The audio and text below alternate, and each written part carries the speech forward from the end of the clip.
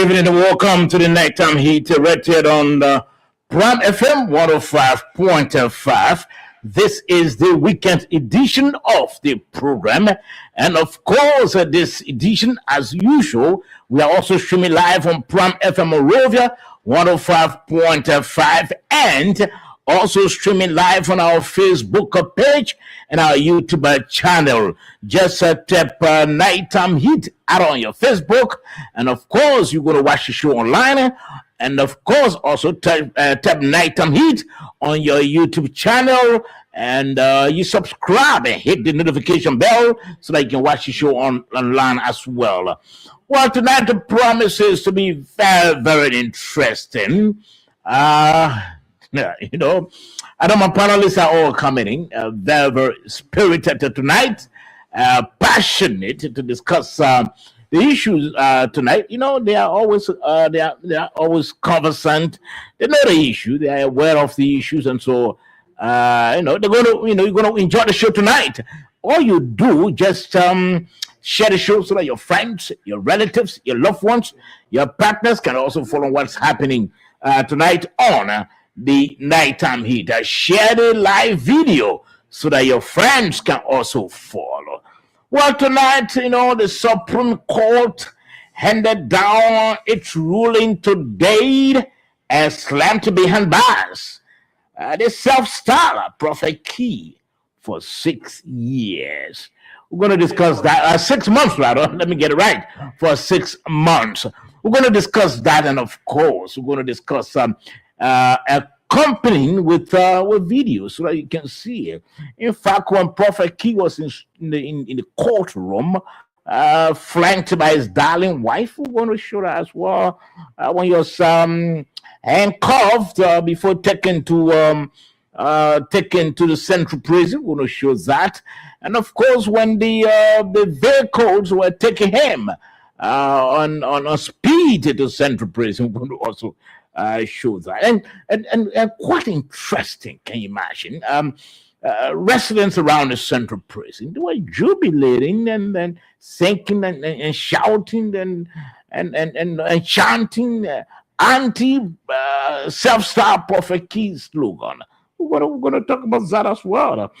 Well, next also, Finance and Development Planning Minister, the Gossip Gafor, who has taken over as chairman of the ECOWAS Convergence Council of Ministers and Central Bank Governors. What a very big title. So hope to speak with his communication person at the Ministry of Finance to make us to understand as what does that mean for Liberia. How is he going to leverage that role to better the lives of our people? We'll be hearing from his communication person, Daniel Yankona, later on in the program. Chief Zazan Kawa, understand, is claiming neglect. He said he has been abandoned. In fact, I understand he has been amputated. In the public servant, he served in the last administration.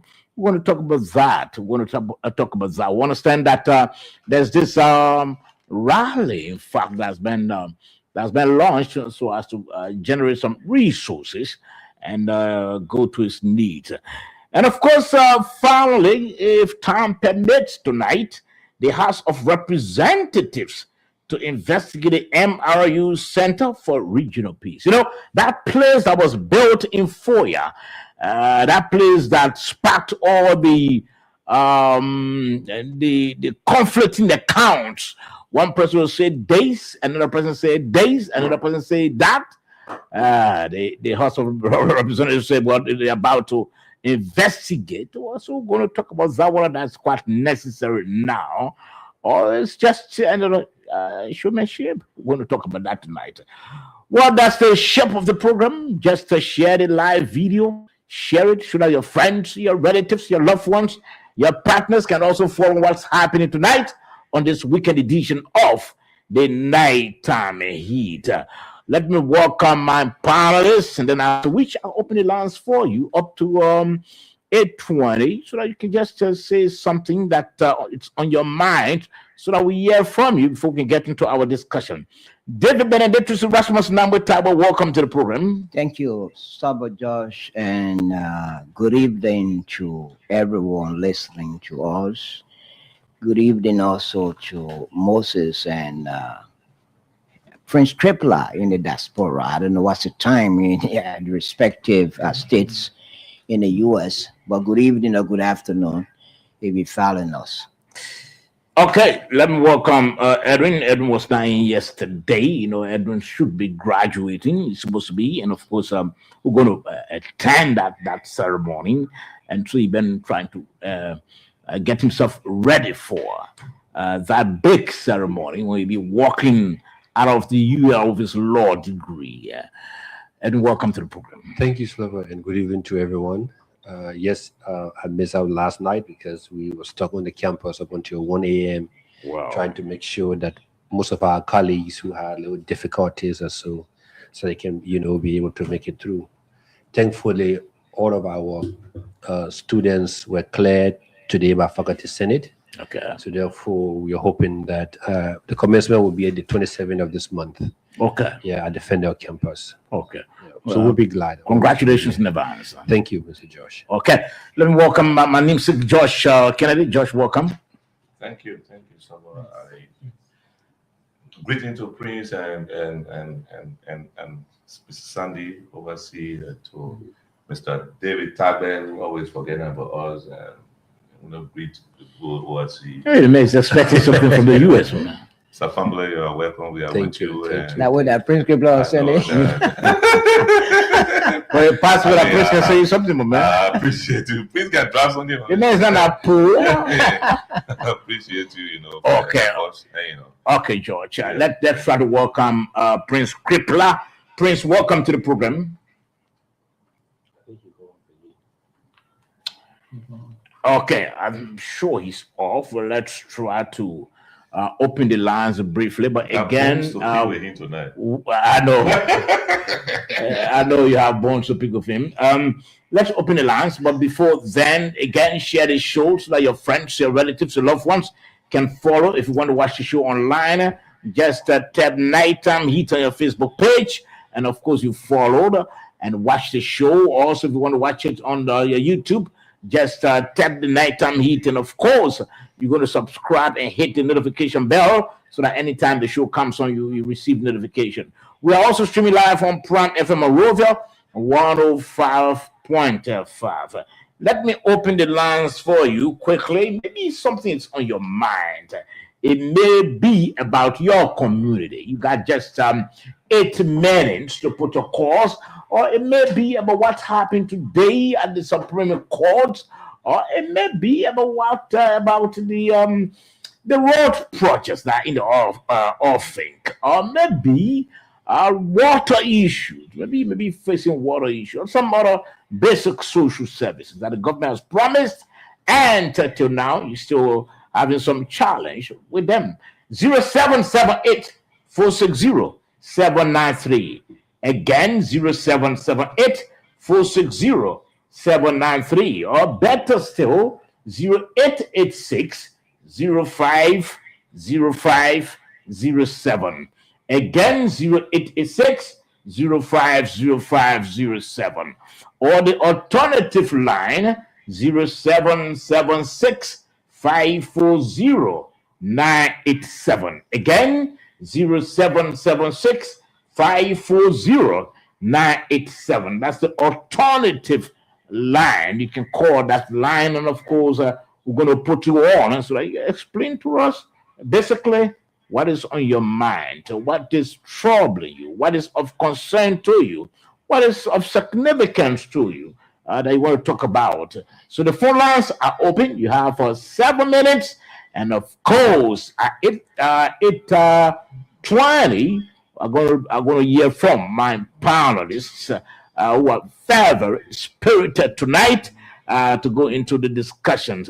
So that is said, the lines are open. 0778-460-793. Again, 0778-460-793. or better still 086 050507. Again, 0886 050507. That's the numbers to call, and you are live. Or the alternative line, 0776 540 987. You call those lines, you're going to be live on the nighttime heat tonight. Who gave you the opportunity, gave you the opportunity so that you speak your mind. What is of interest to you? Is it about some basic social services? Is it about the governance of our country, how things are proceeding, or is it is it about the roads? The government is trying to construct. Is it about that? Is it about demolition? We've got 5 minutes, and then you speak to us, speak your mind, and we're going to value the opportunity. Just be civil. Don't be aggressive. Be civil. And of course, we're going to allow you to speak your mind. Again, 0778 460 793, or better still, 0886 050507. Share the show so that your friends, your relatives, your loved ones, your partners can also follow what's happening tonight. The show is yours, and of course, nobody going to stop you. The only thing, just be civil. Don't do vexation. Don't get angry to the extent that you're going to speak in a manner that's not appropriate. You see, today, Prophet Key is behind the bars because of things that he said he shouldn't have said. So be very civil. Anytime you're trying to make calls on the public radio, be civil. Don't do it in an aggressive manner. 4 minutes to go to 8:20 to hear from my panelists, and then we'll get into our discussions. 0778 460 793. Again, 0778 460 793. Or better still, 0886 050507. Again, 0886 050507. Or this alternative line, 0776 540 987. That's the numbers to call. And of course, we're going to be live on the nighttime heat. Like I said, part of our lineup, we'll be looking at the final showdown at the Supreme Court. The court handed down its ruling today in a case against it and the self-styled Prophet Key. The court slandered Prophet Key behind the bars at the Monrovia Central Prison, where he is now for 6 months. Finance and Development Planning Minister, the Gossipé Gafuan, who understand has taken over as chairman of the ECOWAS Convergence Council of Ministers and Central Bank Governors. What does that mean? We'll be hearing from his communication person to bring us up to speed, to educate us on how is it intending to leverage that role in bettering the lives of our people. Chief Zansan Kawa, you heard that, or you heard about that woman before. We understand that he's claiming neglect. He said he has been neglected, while on his sick bed. And also understand that he has been amputated, his leg, one of his legs being amputated. We'll talk about that, neglecting such a statesman, and sends a signal, so we'll have to talk about that as well. The House of Representatives to investigate the MRU Center for Regional Peace. What is it so important to the HOR now? That whole issue with the Peace Center came up months back, and people discuss it, and at the end of the day, the president spoke about that. But what is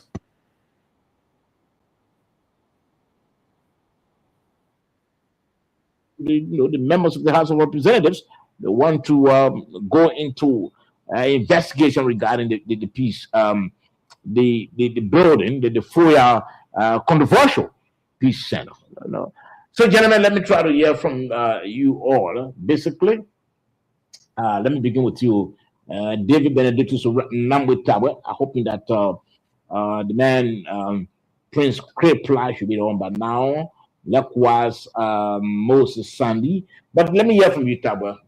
What is Preni? I'd like to begin by commending the Moravia City Corporation. I'm seeing some cleanliness of the streets.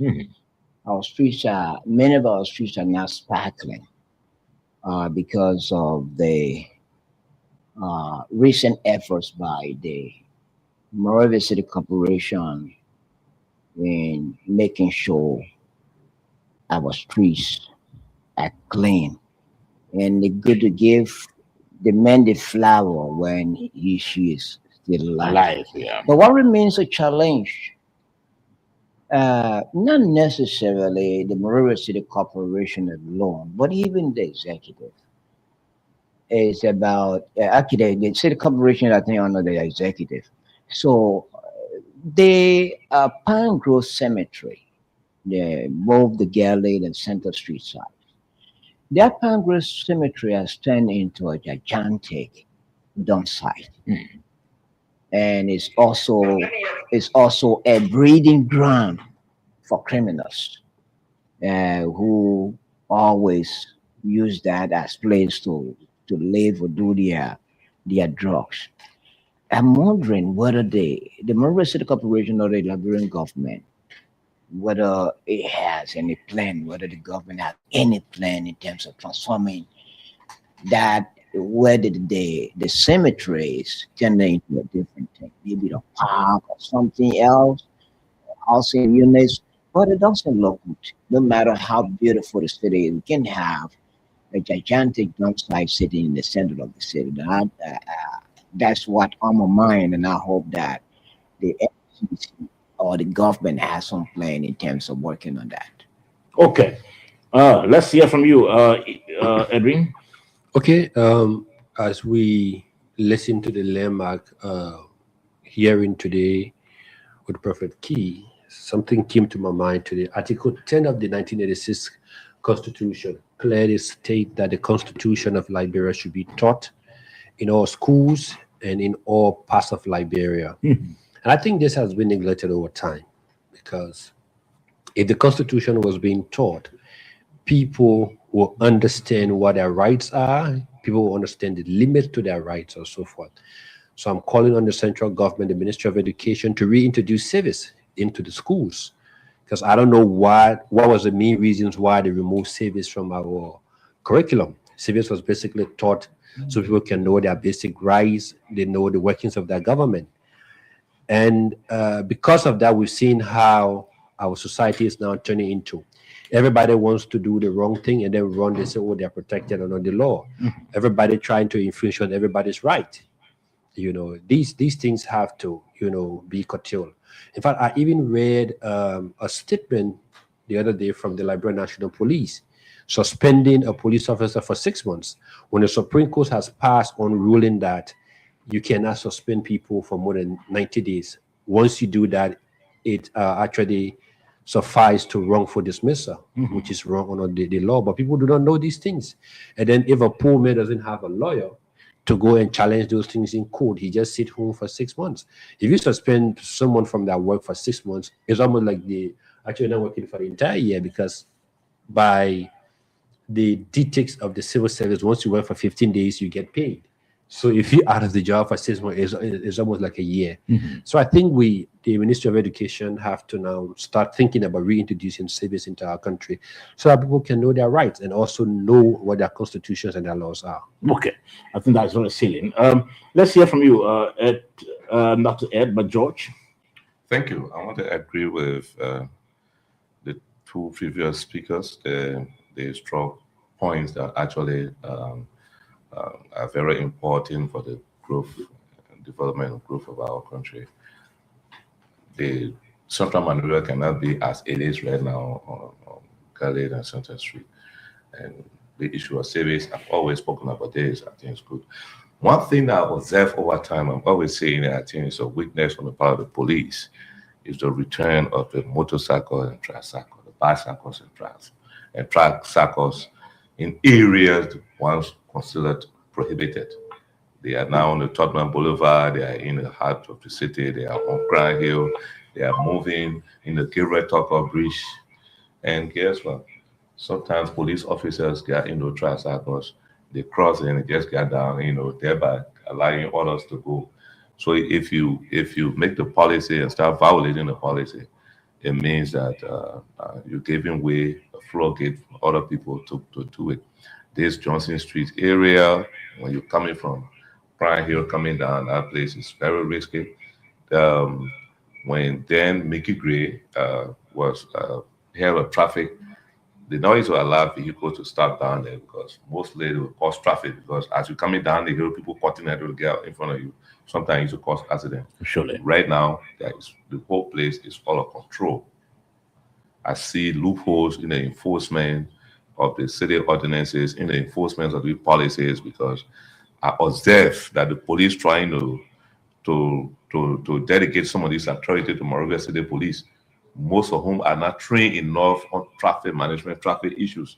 So I think the police should reinforce that, be present with them to ensure that the policies are enforced, the traffic laws are enforced in a way that it should be, until they can get adjusted and understand the entire process. Okay. So that's my Well, thank you, Josh. I think a very salient point there, concern there. Let's hear from Prince Kripla. Maybe he has something on his mind that he wants to talk about training before we can go into our major discussions. Prince, let's hear from you.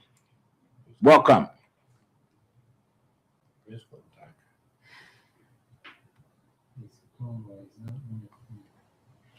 It seems that he's finding it difficult tonight. You're listening to the Nighttime Heat, rated on Prime FM 105.5. We are streaming live on our Facebook and our YouTube channel. If you want to watch the show online, just tap Nighttime Heat. And of course, you're going to watch the show either on Facebook or either on YouTube. And not to only watch the show, we want to encourage you to also share the live videos by your friends, your relatives, your loved ones, your partners can also follow what's happening tonight on the program. We will try to see where we can establish contact with the communication person at the Ministry of Finance and Development Planning.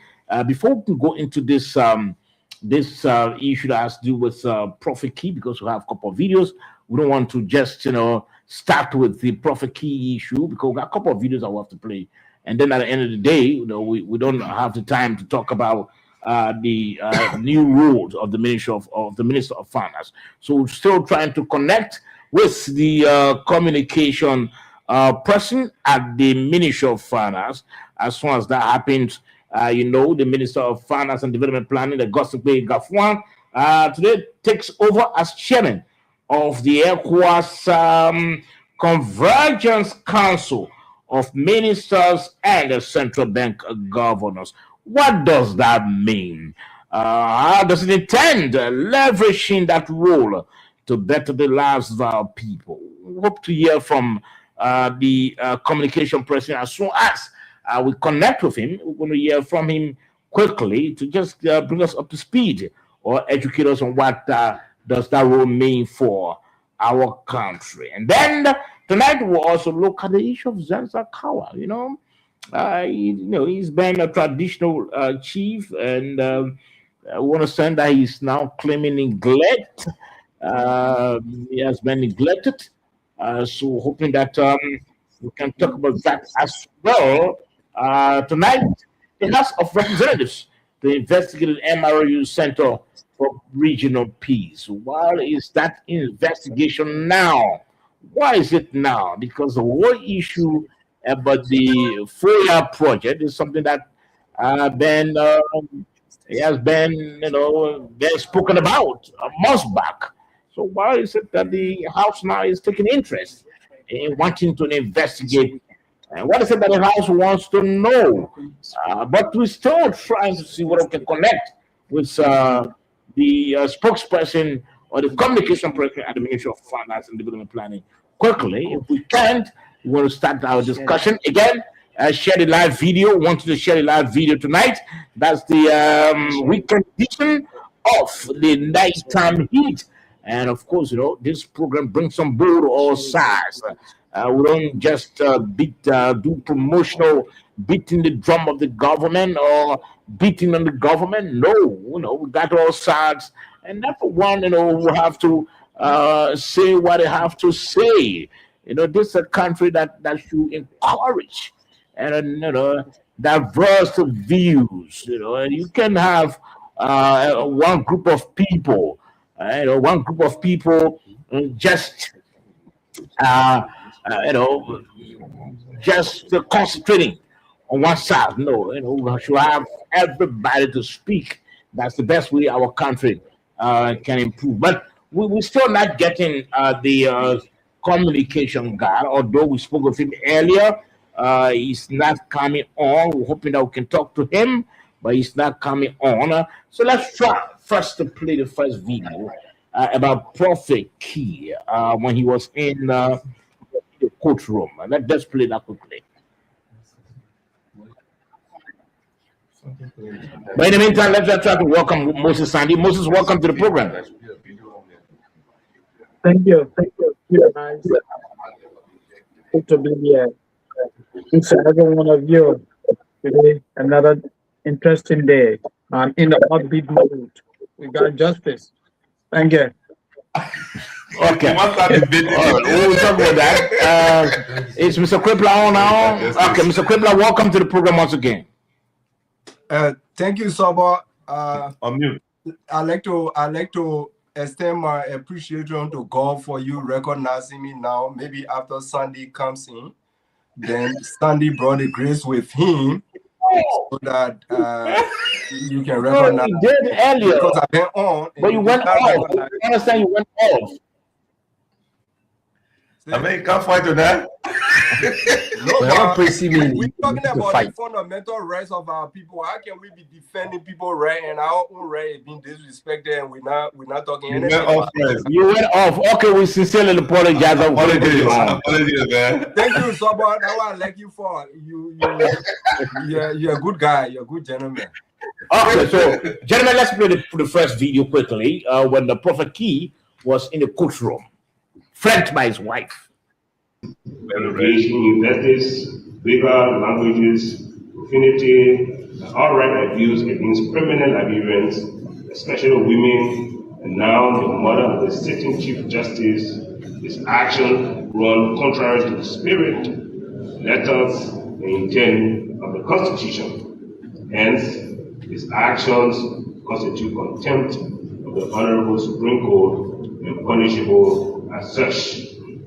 Wherefore, in view of the foregoing, the contender is hereby judged guilty of criminal contempt, and the court hereby imposes a definite and certain imprisonment term of 6 months or 180 calendar days at the Monrovia Central Prison. And prior to his release, he is hereby ordered to publish a letter of apology to the Supreme Court and to all Liberians, especially Liberian women, in 3 widely circulated newspapers for 5 consecutive days. And in addition, is further ordered as a precondition to his release to execute and file a behavior bond with the clerk of the Supreme Court, clearly indicating that he will never use injustice in legal languages, profanity, or outright abuse of any Liberian. And this order takes immediate effect, and it is hereby so ordered. Giving on our hands in the seal of the Supreme Court of the Republic of Liberia, this 13th day of February 2026. Signed, Yami Kofi Senior, Chief Justice, Supreme Court of Liberia. James Edward Howard Wolokoli, Associate Justice, Supreme Court of Liberia. Joseph D. Kaba, Associate Justice, Supreme Court of Liberia. CNN D. Clinton Johnson, Associate Justice, Supreme Court of Liberia. Waka N. Cannon, Associate Justice, Supreme Court of Liberia.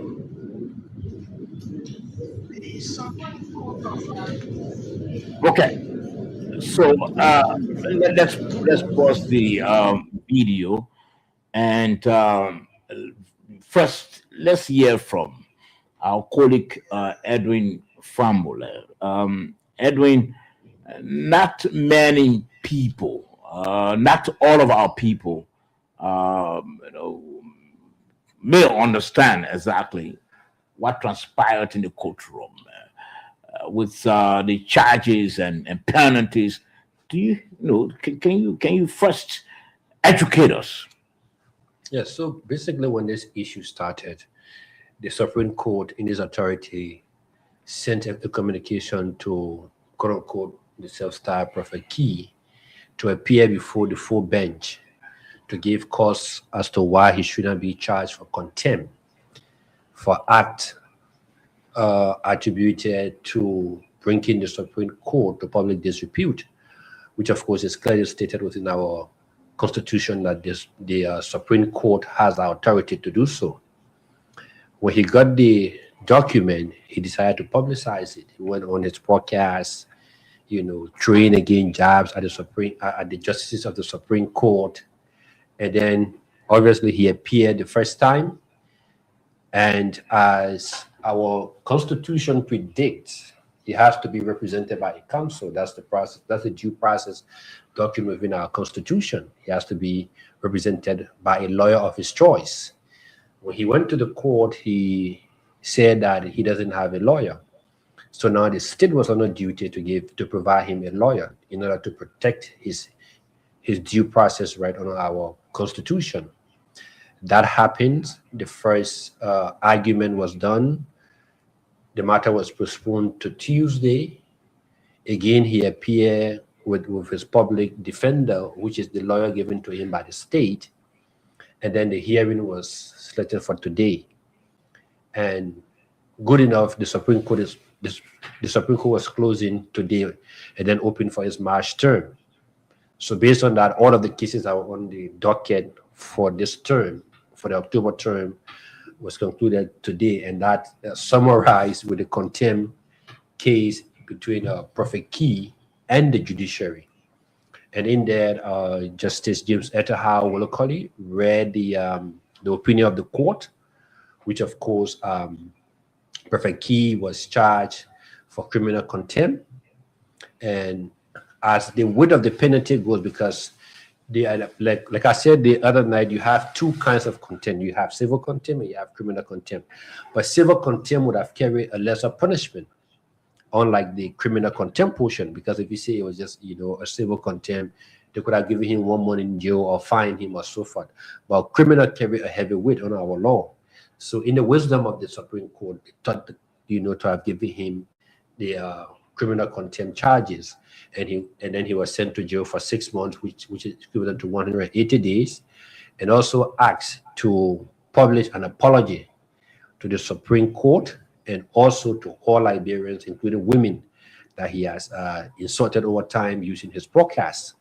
But it was actually a lengthy opinion of the court. The court went into citing all of the laws, citing all of the constitutional issues that talks about freedom of the press. They even talk about the constitutional issues that talks about morals in our society, quote unquote, the issue of our cultural heritage and how it should be protected.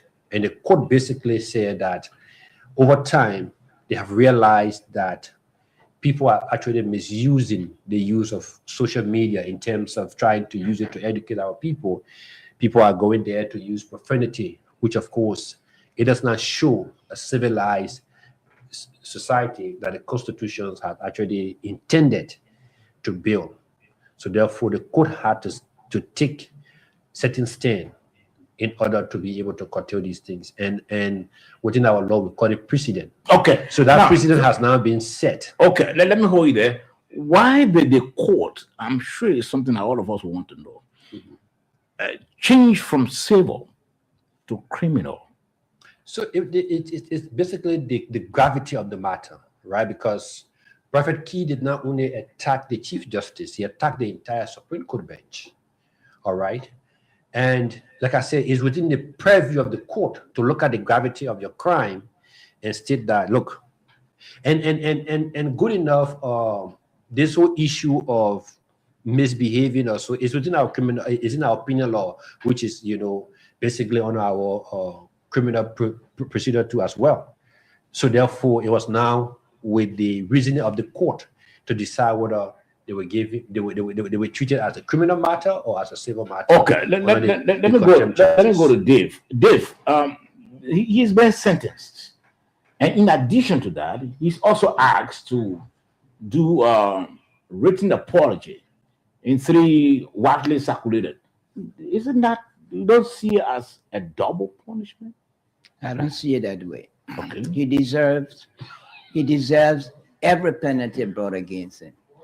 The first thing is he apologized. And apology means here, he apologized for something he deliberately said. He apologized for something he planned to have said. Not that he was abnormal when you're saying that.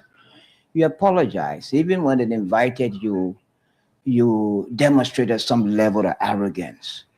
And you knew that you would have appeared before them. And so Prophet Key deserves going to court. But what I can say is that shouldn't stop the Prophet Key. That shouldn't stop the Prophet Key. People who get on the radio, who get on the social media, and use inelegant comments, against not necessarily VIPs, very important people, but any ordinary person, like the case of, like the case of the Judy Andy we talk about. There are others who heard or will continue to hear on radio stations using inelegant comments or making inelegant comments about people against even the sitting president. The other radio stations whose business is to, say messy things about very important people in society, politicians, ordinary people, and most of this is in the media, on the radio stations. And those on the radio stations are considered to be professional journalists or radio announcers, because not everybody on the radio is a journalist or radio announcers. And after they've said it, people just talk about it and they go scot-free. No one asks them. No one calls their attention. Except because we are journalists, so we have the right to sit on the radio and say things against people, making inelegant comments about people that we can't prove, and no one asks you. Sometimes the press, of Liberia has tried in so many times issuing statements and condemning some of them. But yet and still, that is continuing. So it shouldn't stop to Prophet Key. Okay, let me hold you there. It shouldn't stop. Let me hold you there. Let me ask George. George, we listened to Prophet Key in one of his videos, and he said that he helped to bring this government to power. He made a break. And likewise, Queen Johnson, who's at the port of Monrovia, I think a director or a deputy director, said the same thing, that Prophet Key did no wrong. He helped to bring the government to power. Do you, with his sentence today, what message does he send? Well, I got his full name, so I don't like to add his title. It's Justice Opa Yeze. Okay. Yeze. All right. So his sentence today is a breakthrough. I call it breakthrough and protection of the airwave of our media setting in Liberia, both social media and electronic and print media. We can clearly say that the court ruling is based on precedents, and part of what I heard today, I have not read the full because I know it will be on the judicial website soon if it is not there right now, was that they cited other instances, of the same, and the full ruling. And we have a lot of laws on the book. There's a lot of Supreme Court rulings on the book which form part of our legal system. But most people don't know. As a journalist, I don't listen to or even read several newspapers and radio stations, because the languages from there makes me to stay away from listening to the radio. So today's ruling has made me proud. And I said the other time when my brother Prince was saying they will not go to jail, Prince will pay my fine today. So we said he'll go. You know, he said he hoped that he goes to jail. He supports the sentencing. But what really happening today's country, as of today, I know that even those are having a show tonight, they're watching their tongue. They're watching what they say. And, you know, so it's good for the country. For me. Okay, and Moses, let me hear from you. This guy he claimed that he supported this administration, but he finally slipped, and today under the administration he's serving 6 months in jail. What message does it send, maybe to those who did support and those who didn't support? Well, look, to put it bluntly, the message to this ruling sent to not only supporters of the UP but all Liberians is that you have to be mindful in terms of your pronouncements. The persistent abuse of free speech, we need to begin to curtail that. That's the message that the people have sent. That's what the court has sent today. That yes, you have the right to speech, but be mindful of Article 15, which says that you can be held liable for the abuse thereof. That's the message that I sent. So, yeah, through that Prophet Key and the others brought this administration to power, but that's no justification for what he did.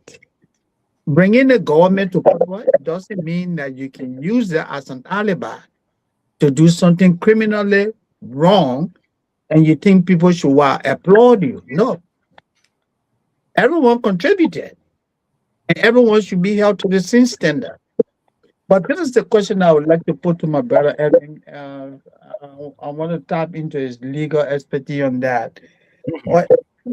Someone who filed the case, would say feedback. That's a feedback.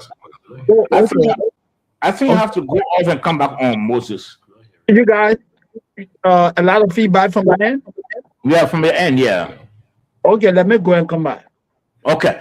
Now, let's hear from you, Mr. Kripler. Mr. Kripler, you served in the last administration. This guy, Prophet Key, again, was always against the former president, George Weah. Unfortunately, he was not touched until under this administration. He has been touched. What's your reading? How do you read what had happened?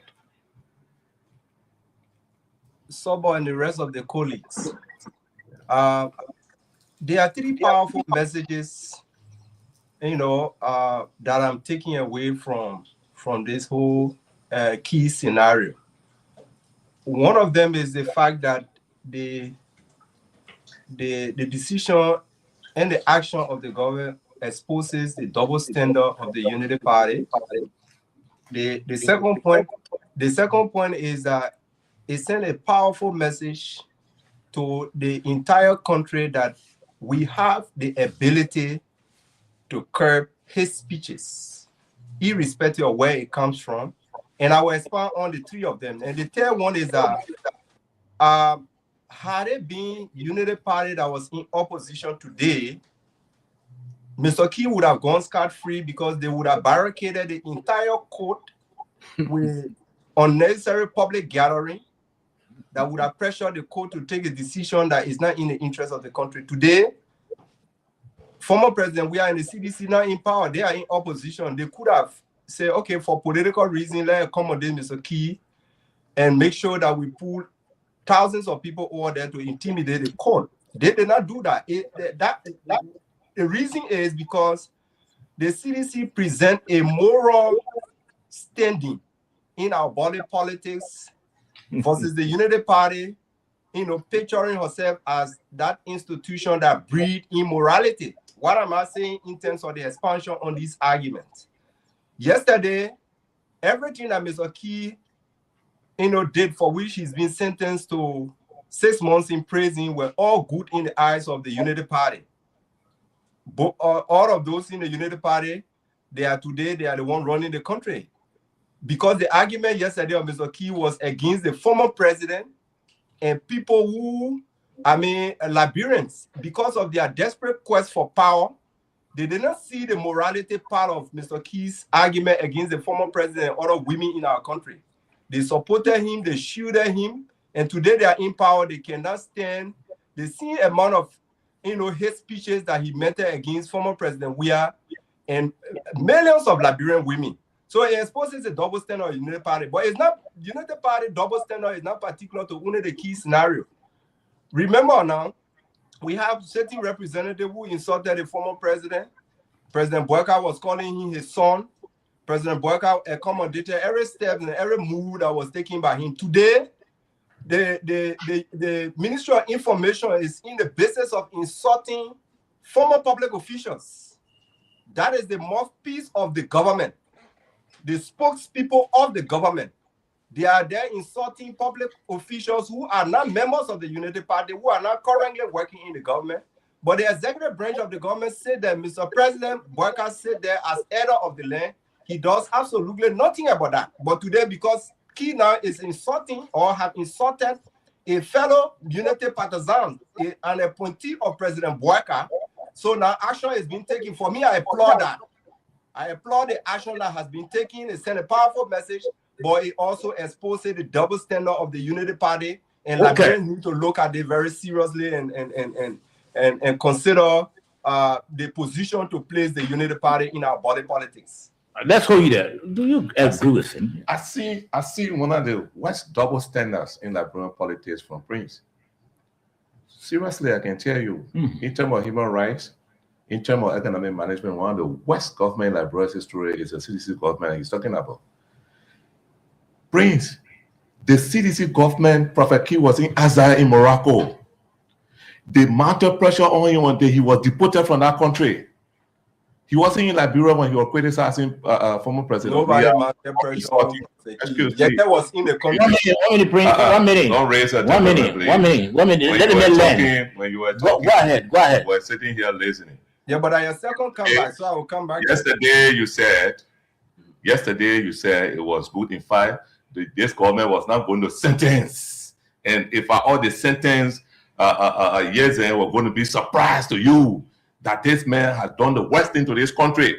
Today you came in with another tongue, and you cannot survive in this kind of environment if you can't to fight sterling. Because yesterday, as I said, Prophet Keys was reported to the Moroccan government. He was deported from Morocco. He went to Ivory Coast, where he was. During the election, the height of the election, he was making inroads and out in Liberia. His behavior is not supported by people. Nobody was emboldening him here to do what he was doing. Today, you have a government that is. No, you have a prince. You have a Queen Johnson that emboldened him. So but I mean nobody. I mean people in authority. But Queen Johnson is in authority. Queen Johnson is not spokesperson for the Unity Party. But she's in authority. Position in the Unity Party. She does not. She's in authority. She's in authority. So that pays it. No, but she's in authority and she emboldened him. She supported him. You heard where was she today? What? No, that's not the issue. That's not the issue. So that the issue is, if someone is expressing that individual opinion on issue, and if you show that the person has power, they will show it. If the Unity Party was Prince is saying that Unity Party, I mean the CDC has from time immemorial presented itself in a more moral standing ground. That's the whole. Fortunately for the Unity Party, you always breathe. Who did they bring to book for this type of act? Did they ever take Yeke Kolba to court? So did they ever take anyone every time Yeke this type of immoral or whatever behavior? You were embodying it because you know why? You know why? 1 minute, please. 1 minute. Please, 1 minute. Please, 1 minute. Prince. Yeah, go ahead. I'm here tonight. You were happy yesterday because you fear that you will have won the sympathy of the people, but you fail to enforce the law because you were lawless in your governance system. And we can prove that. That's why most of your people have been, they are on trial. I can tell you for sure. I told you saw the Supreme Court ruling yesterday. It was a bad omen, and you will see what will happen in the future. Okay, let me hold you there. Let me hold you there and take Dave Tabwe. Dave, Yeah. You know, Prince has always come to the discourse with a high degree of dishonesty. The fact of the matter is that it is, look, if you look at the two parties, United Party ruling, CDC party ruling, if you look at the two governments, the CDC-led government, United Party-led government, I think it is the CDC that has more records in terms of assembling people against the law. For example, outside the court, there were university students who were peacefully protesting right here. They came here, seditions came here To the embassy. to the embassy and stoned them, to disperse them, they stoned them, violently stoned them. In fact, I was one of the guys who were there. We had to run from the place. Those are people who were just peacefully, assembled, who peacefully assembled to express certain things. And these guys came from nowhere. And they did it.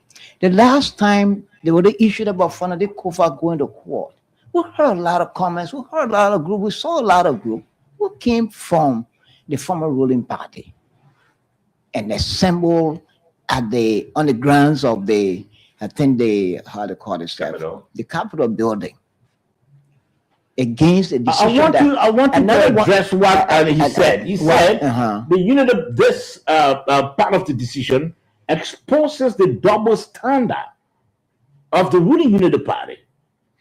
How do you react to that? You talk about double standard when rule of law, when rule what of is- law is taking place. Slower. When did the CDC take someone to court for violating the laws and the Unity Party went from bracket? Let inside two instances. When? This is not about this. We're talking about the truth. one minute, Tabwe. Yes. Yeah. In Liberia's history. So, but let me cite instances about their double standards. Okay, let me also start instance, please. Go ahead. So I can give you hundreds of instances. For instance, the Unity Party said yesterday it was good for former President Weah to be insulted and keep members, leaders within the Unity Party insulted former President Weah. Even the current Senator Dillon said he would throw stone and they should throw stone at former President Weah, as the sitting president of the country. That's one. The second thing, Unity Party said that flying private jet was wrong. It was, abusive of public resources. Today, President Boyka fly private jet. Guys deviating, Saba. Why are you deviating? 1 minute. I 1 can minute. do Let double, me- but you say I should let double You stand call up. that double standard? You talk about the law, then you go into is that violation of the law? That violation of the law too. So No, slower. if you talk about That's violation of endowment. the law, why Let's are get you right, going to Prince removal Lex. of the former Prince Lex. speaker? Why are you So- going to removal of 10 officials in the No. government? People who have 10 position, who are 10 position holders, and they've been removed illegally by the government. What happened to the dismissal of directors in civil service who are protected by the civil service standing order and by law? They've been removed. These are double standard. Rule of law is not. Okay, all right, that's where the Prince. You can come in, Edwin. One thing illegal. So Prince needs to actually be truthful to the discourse. The first time the Liberian politics disintegrated into abuse was started by the CDC government. All of the campaigns that we have here, who were carrying women on their clothes with mess in it? It was the CDC. Who were putting casket around here of people? It was the CDC. So CDC was the one that actually introduced all of these things into our body politics. We never even saw it do it even in the days of Charles Taylor. So this whole thing about So coming out. So leaders- CDC introduced that. yes. And you have So somebody one, go to Cascade, he doesn't you talk have about one the issue who's about I can't 1 minute. nobody battling him. 1 minute. 1 minute. The man said something, Prince. 1 minute. Prince, He wait. says CDC introduced that, and now that you have one person who claimed to have supported the Unity Party, is now continuing what CDC introduced. So he made some allegations that were not true. Nobody supported Prophet Key for insulting President Weah. President Weah mother. Nobody within the United Party did that. I lived here 6 years. I didn't hear that. I didn't see that. Now, like George Redley said, Prophet Key was in Ezra. He was in Morocco. He started his podcast. The CDC government went after him. He was deported. He couldn't come to Liberia. He was in Africa. Still carry on his stuff until the election. One evidence that Morocco deported Prophet Key. Evidence. What he's saying now. You see, and that's why whenever you guys call for the regulations of the media to be within the hands of the PUA rather than the government, these are the instances where I think you guys who are media gurus need to start putting your ideas together, because now the Supreme Court has contempt power. The executive doesn't have it. So if the executive decide to go after a journalist that sits on the radio and throw jabs or insult people, it becomes trying to, muscle the press. All right? As soon as you do it 2 or 3 times, even the international people will start saying, oh, the government have started to silencing the media. They want to silence the press. That is unlike what the Supreme Court has done. So that is unlike what the Supreme Court has done, because the Supreme Court has the constitutional authority to charge you for contempt. So they use our authority and brought you before the law, and then give you all of the due process. But if it was the executive that were going to do that, by now you'd be hearing it all over. Okay, let me hold you there. You're listening to the Nighttime Heat. You can watch the show online. Kindly share the live videos. If you are there, you are connected, share the live videos so that your friends, your relatives, your loved ones can also follow what's happening tonight. You want to watch the show online, just tab Nighttime Heat on our Facebook page or on your YouTube channel, and you can watch the show online as well. We are also streaming live on Prime FM Morovia 105.5. Gentlemen, let's watch this video. When Paul said, Saba, That's Yes. how he didn't say that. I didn't say anything. May I just say something quickly? Yeah. 1 minute. What I want to say here is that, look, Prince, the purpose of radio or the purpose of the media is to educate. And, when we begin to make statements that are incoherent, completely off topic, it creates a lot of credibility problem for us. There are a lot of young people who are listening to us. When we come here, they want to learn from us. Failure to act on the part of the CDC, you cannot attribute that to this Baka administration. There's no evidence to show that the decision to prosecute Prophet Key today emanated from the executive branch of government or the ruling party. There's no evidence that speaks to that. The man committed a crime. He was called in. He was never coerced. He went to court. He had legal representation. He admitted. He pled guilty. And you say the UP is being hypocritical? Where is the hypocrisy here? I mean, Prince, you my friend and brother, I know you are a loyalist of the CDC. You have to give me some time. Yeah, I know you are a loyalist of the CDC. But let's be human. Okay, let's hear from Prince. Yes. You see, Saba, it's understandable. Probably apart from Moses Sandy, the rest of the other people over there are propagandists of the government, right? They are propagandists of the government, and a good number of them work in the government. But the hard fight, my argument is very clear and simple, that had it been the other way around, that President Weah or the CDC was in power today, like we saw yesterday, the Unity Party would have led a public disobedience against the Supreme Court. We saw it with Yeke Koluba. When Yeke Koluba was taken to court by the CDC administration, the Unity Party led a public disobedience against the court proceedings. And every government in the world, the first and foremost responsibility and obligation the government has is to keep the peace and the security of the country. When you see civil disturbance that is tantamount to undermining the peace and the security, sometimes you have to calm down on certain issues. Unlike today's situation, CDC did not put thousands of people in the street to say, Mr. Key, come and be our member. United Party have betrayed you, so we're going to support you. CDC supported the moral ground to hold the key to accountability. That is why today we are talking about justice. You saw what Queen Johnson attempted to do, except that the public outcry was too enormous, and the case is a landmark precedent case that even the United Party, had they come public, it would have brought them to even public ridicule. That is the reason why this has happened. But the fact is that all of them, including all those that are in that station, in the station that who are on this platform who support the United Party, they are all elements of the United Party who are against the action of Mr. Key. But yesterday, they did not. I challenged David Tagwe and the rest of the other people in there to tell me what was their condemnation. Okay, you spoke on. You spoke on. You spoke This on. is the information Let's hear I want from to George. provide to Mr. Crippler. If Unity Party, hypothetically, but we let them make things very clear. If the Unity Party had interest in this case, as he's saying, Unity Party administration appointed the Chief Justice. The Unity Party, you got, I think, two justices. Justice Kane was Justice Kane, Justice Annette Johnson, Justice Kane, that three, that majority already, right? They all got voting right.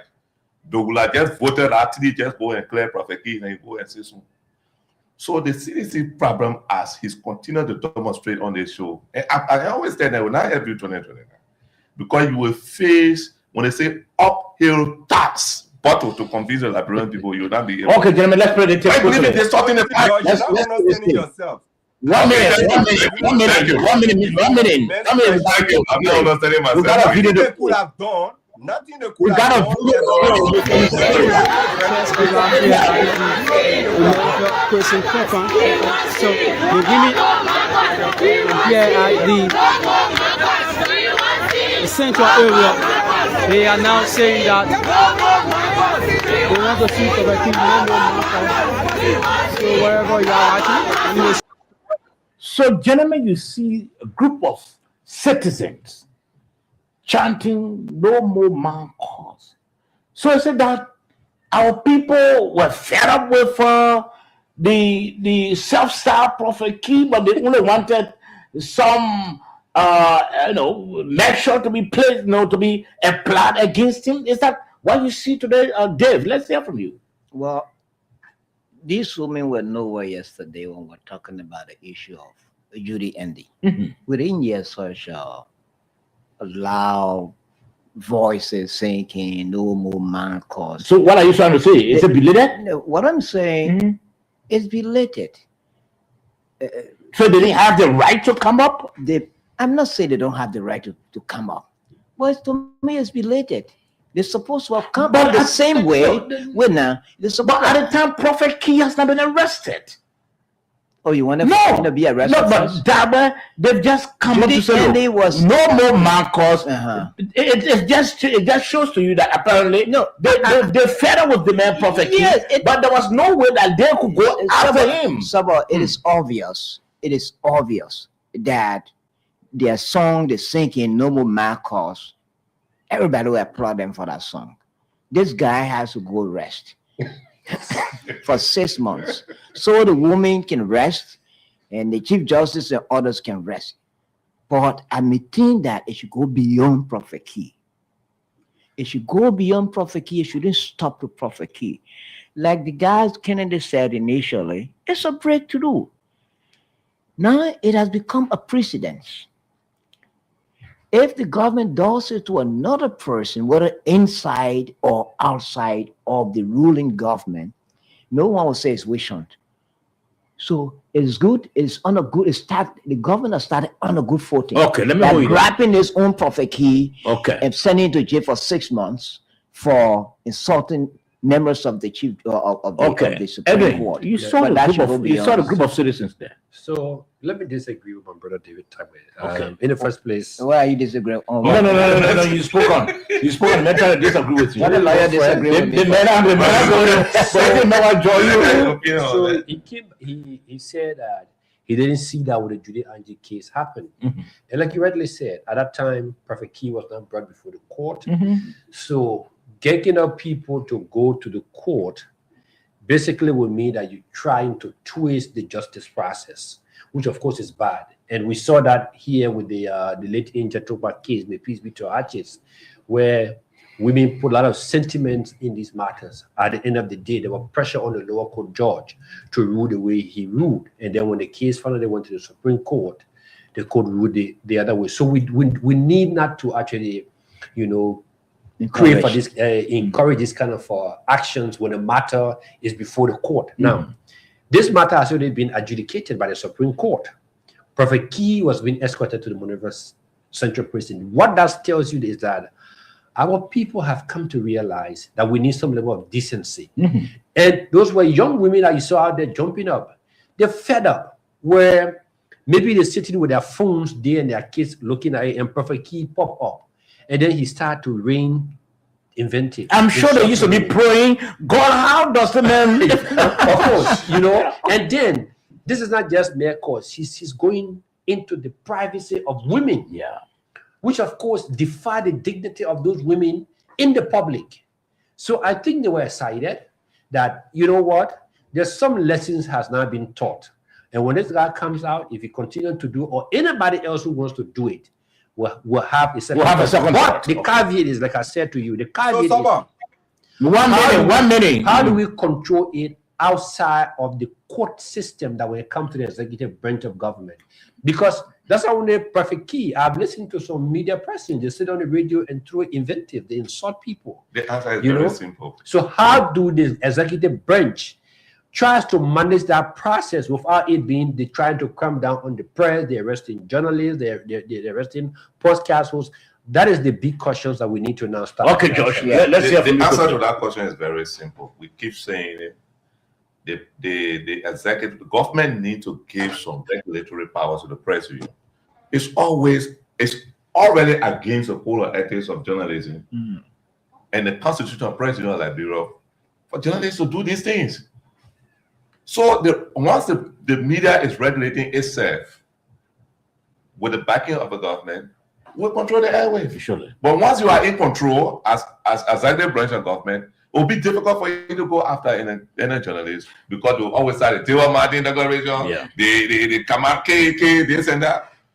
We have a video on human rights lawyer Tiago Gongo, who was part of the crafting of the law that we are all talking about today. But again, and Edwin, like he said, the government has that fiduciary responsibility to ensure the decent and responsible use of the airwaves.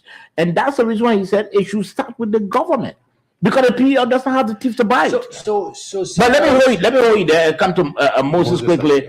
Moses, you saw the group of people chanting anti self-styled Prophet Key, and they said they don't want man calls anymore. Moses, you saw how what appears to you. How did it come across to you, Moses? Well, it means that Liberians are fed up with the repeated use of invectives by Prophet Key and others who do this continuously. Say, hey, we just don't want this. This cannot be a part of our societal norms. That's what it shows us. And the information I wanted to provide quickly on this server is that when Julie Andy went to court, women also show up in the numbers. There are videos that speak to that. Women went up in the number to support Julie Andy. What made Julie's situation to go the way it did was the intervention from Bushubeng Keita. That pronouncement, even though Bushubeng didn't tell the court, say, hey, do not hear her case, Bushubeng spoke to the Solicitor General, according to him, and say, hey, this is not a state matter. If Bushubeng had done that behind the scene, and they advised that woman, say, hey, take a civil case to court, we as a state or we as a country cannot prosecute. The Solicitor General cannot prosecute on your behalf. You take a civil matter, maybe Judy would have gotten justice. Yeah. Sure. That was the error that Bushie Ben Keita made. But women came out. Women are fed up. And now, only women, all decent people, including my brother Prince, They show up. are all fed up. Okay. Nobody wants to be sitting in a place where you have one man just using profanity. Okay, No. let's hear it, Moses, and I hear from you, Prince. Prince, you saw the crowd of people. How did it come across to you? So for me, the crowd of the people is not a surprise from the very beginning of Mr. Key's, immorality, and a lot of other public officials in the country there. The people are very angry, but the people don't have power to do anything about that. So I mean, today the action of the Supreme Court is something that the people been waiting for. But here's the point I wanted to strike. You see, someone we on the platform, we have people from diverse political professional backgrounds that we might want to utilize in our different discussions. Yesterday, when David Tyrell raised the issue about Judy Andy, Edwin's position was that Judy raised a criminal charges against, Key. That is why the case was thrown out. Today, Edwin is right on the platform here and telling us that the Supreme Court raised criminal charges against, Mr. Key. That and it is the criminal charges that are landed in jail for 6 months. Had it been civil charges, he would have adopted 1 month or something. This is unfortunate. That's the double standard that we reference about the folks in the Unity Party. They always want to spin things in their way, in their direction, and make it to appear that people who want to expose their double standard are people who are anti the country. In the contrary, they are the one anti the country. You cannot be giving legal opinion on the basis of partisan sentiment. No, other than that, I don't see any reason why we should use Edwin as our legal bargaining chip. I don't see the reason why we should use him as our legal interpreter. The reason we're doing that, because he's a student of law. And he must come to the discourse with sincerity and honesty. No? Okay, let's go there. Let's go there. Let's go there. Let Edwin respond. I'm sure he got a pushback for you. Let me respond to Prince. You don't even have to be a legal professional or a law student to know that criminal crime carried a heavy penalty. In fact, they are considered felonious crime within our country, and all criminal crimes are committed against the state. So therefore, it is the state that prosecute. So if, God forbid, an armed robber come to your house and that case go to court, it is not Slobo George that is going to look for his own lawyer. It is the state. It is the state prosecutor, which is the Solicitor General, the Ministry of Justice, will have to bring up a case against that person. So that's why I give it a more weight. So what the state do, the state look at the crime, whether it falls within the criminal realm, and then the state will prosecute. Now, if it's a matter between me and Slobo George, right? That's a civil matter. Depending on the gravity of that crime, That's it. let's say debt, or maybe you and I have maybe an infraction, maybe a fight, and I slap you. That's battery. All right. Now that case can go on a tort, and tort are mostly civil cases.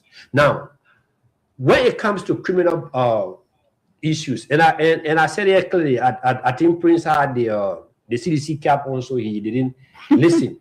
The Supreme Court itself has the authority, looking at the gravity of what was said about the court, to decide whether they will bring down a criminal contempt or a civil contempt against the individual, looking at the gravity of what was said.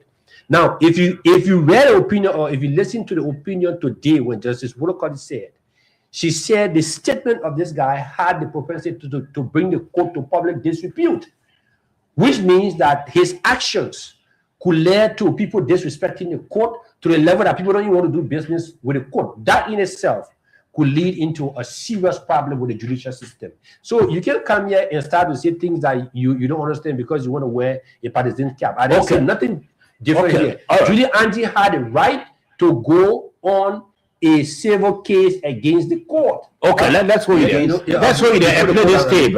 Let's hold it and play this tape quickly and talk about that. PK. Okay. You think it's because of the Liberian people? So, but you're calling charge of the Supreme Court. But the problem they play was a court job here. They say a court, how you go to our terror? You know, that's what the problem for me. All right, so gentlemen, is that the reason why Prophet King has said, please call it off. Is that the reason why they have him handcuffed today and sentenced? How does it bring in George Weah and Joe Howard Taylor? He said it was a plan because according to him, people say he insulted George Weah, he insulted Joe Howard Taylor, for which today he's going through what he's going through. It doesn't correlate. The issue is that, and this is what I want for all of them to understand. The insult that he insulted George Weah and Joe Howard Taylor and Madam Joe Howard Taylor, they were within the executive branch of government. You know, people need to understand that we have 3 separate branches of the government, but coordinated. And all of them have their own separate powers. So now, Mr. Key went against the constitutional duties that is given to the Supreme Court to protect the court's integrity. Mm-hmm. He went in there because he thought that because he had done it to former President Weah, he had done it to Madam Joe Howard Taylor and other presidents, so he could just sit and do it to anybody else. He didn't know that he had a limit. And that's why when we opened the show, I said it clearly. That Article 10 of the 1986 Constitution says the Constitution should be taught in every school within the length and breadth of Liberia. Because if Prophet Key had read the Constitution, the component that gave the judiciary through the Supreme Court the power to hold you for contempt for act considered as bringing the court to public disrepute, Prophet Key wouldn't have sat down on his podcast to start seeing how the court is this, how the Chief Justice is did and that. And we cited cases here where people before Prophet Key who were even within the realm of government that went out there and said derogatory things about the judiciary. They were brought back to the country. They were charged for contempt. In fact, some of them lawyers were even disbarred from practicing law in this country. So it does not correlate. No. Okay, let's ask Moses. Moses, you just listen to Prophet Key saying that it's planned because people say insulted we are insulted Joa. How do you how do you understand what he said? I mean, the guy is just looking for a scapegoat. And he doesn't want to take ownership of what he did. But he forgets to know that he went to the very court and told the court that, hey, I am sorry. I did wrong. When you plead guilty, it's an admission of guilt. Mm-hmm. Edwin is here. He's a law student. He can better speak to that. You go to court, that's why they were asking you in court, how do you plead? If you say, I don't plead guilty, you can go on with all your explanation. But if you come, you say, hey, my people, I surrender, I am guilty. Any other thing that coming after that, it means nothing. You already pled guilty. So you should take ownership. Yeah. Okay. You should take ownership. Let's hear from you, Prince Crippler.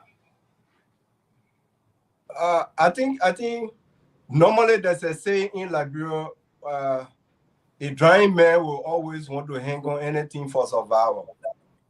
And I think that's the position Mr. Key is now. Like I said, I support the decision of the Supreme Court. Yesterday, I supported today, I support it forever. But the guy is frustrated that because of the public pressure, the kind of bad precedent that Mr. Key has said, even President Boyka is not capable of helping him. You can't tell me the Justice Bese is going to put Unity Party interest above his personal interest. And that's the scenario Mr. Key is falling in. So Unity Party have a ban on him now, so he has to remind the Unity Party that yesterday they supported him, and they gave him all of the power on the back to insult former President Weah and former Vice President Joe Howard Taylor. And today he's been prosecuted, he's been sentenced, and they are watching and looking. The message is going to Unity Party, not the Liberian people. So, but trust me. Okay. Yes. You know what he's saying. Supported him yesterday to carry on his immoral action against the former president. But the former president has gone past that and moving on with his life. Okay, let's hold it there. You spoke already. So I beg you, I just want to take a few seconds to differ with my brother Prince. Prince, I want to kindly appeal to you. Stop the scapegoating. You can't hold UP accountable.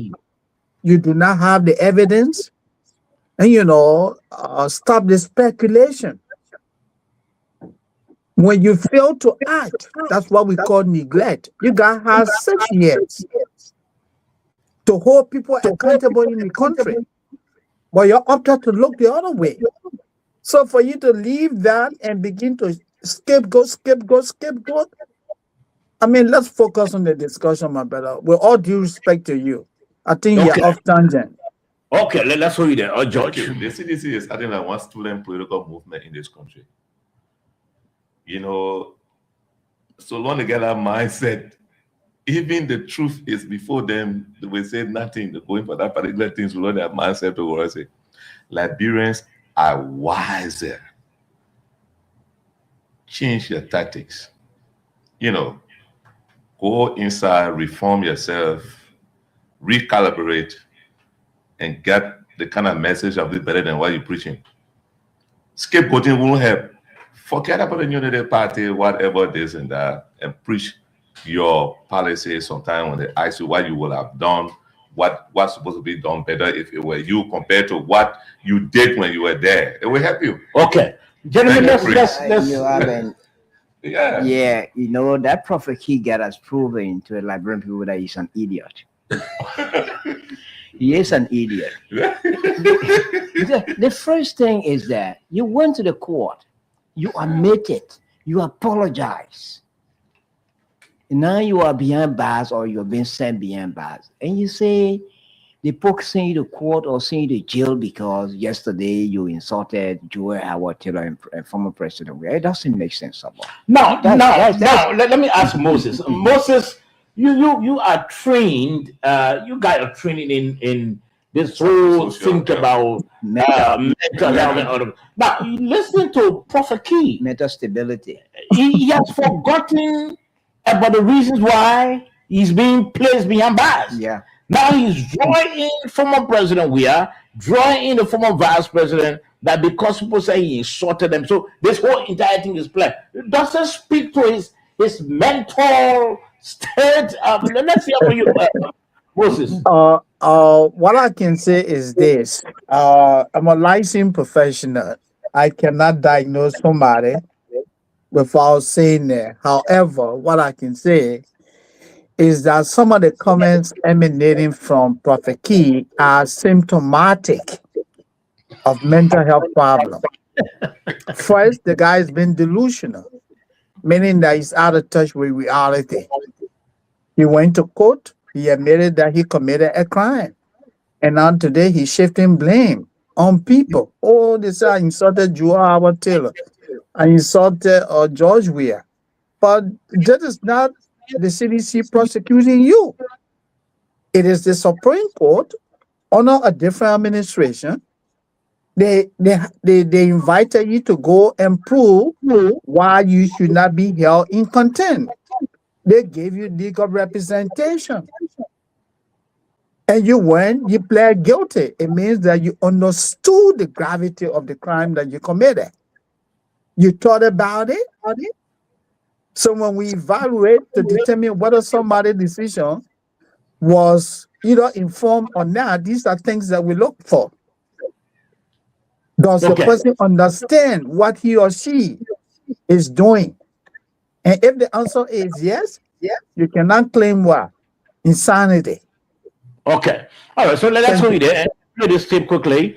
of human rights lawyer, very astute, well learned, Tawan Gongolo. He's on this matter. For a few days after the Supreme Court cited Prophet Key for contempt, I got a lot of calls from Liberians in Liberia and abroad. And it was simple, simply because I represented a lot of media institutions, and I announced before publicly that I would dedicate my professional life to the defense of the press. I am the same person who drafted the original draft of the law that is today called the Kamara law that repealed all the anti-speech laws. But I did not include a law that punishes abusive language, disorderly conduct, 17.3 of the penal law. I live by the law. The law is the law. I told the people who called me that Prophet Key had crossed the line. His speech was criminal because abusive language on our law is a crime. And the Supreme Court is the highest court of the land. I don't even think a magistrate court should tolerate any abusive language for any citizen of Liberia or any resident. And since the Supreme Court came down with its opinion today, I've had several calls from people. What do you think about the Supreme Court opinion? I applaud the Supreme Court opinion. The Supreme Court did extremely well to defend the sacredness of the court. We can do everything in this court, in this country, but the court must remain supreme. It's a sacred place. You cannot go on insulting the Chief Justice, the justices, or their parents, and all of that. This is so wrong. And morally, it teaches wrong lesson. We want our society to be a decent society. I defend free speech. I will defend free speech from life, but not abusive language. That is my reaction. Okay, so that's human rights lawyer Tawan Gongolo, former Minister of Labor Rights, former Solicitor General as well. Yeah. Now you heard him say that he been caught and people expected that he would have come in defense of Prophet Key, but he didn't, because he believes that what he did was criminal. Now let's hear from you.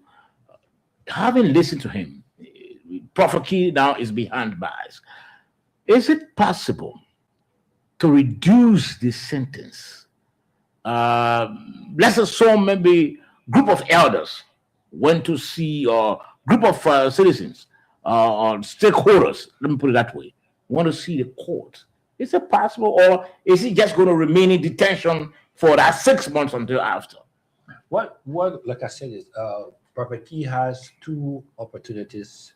One, the president could pardon him, because under our constitution, the president has pardon power. Only the president can pardon him. Yes, only the president can pardon him. Now, again, will it not be an interference? Well, and I don't think the president is even going to do that. Because Even if you were to do that, is that not interference? No, that's not interference. Once he has been sentenced, the president has the right to pardon him. Yes, the constitutions give the president the authority. And then it brings that. He can even take away fine. It happens to this guy, to the case with Barrister Moka, when President Weah, pardon him. Now, because this is a contempt matter, again, he also have that right. Now, the only one the president cannot pardon is impeachment proceeding.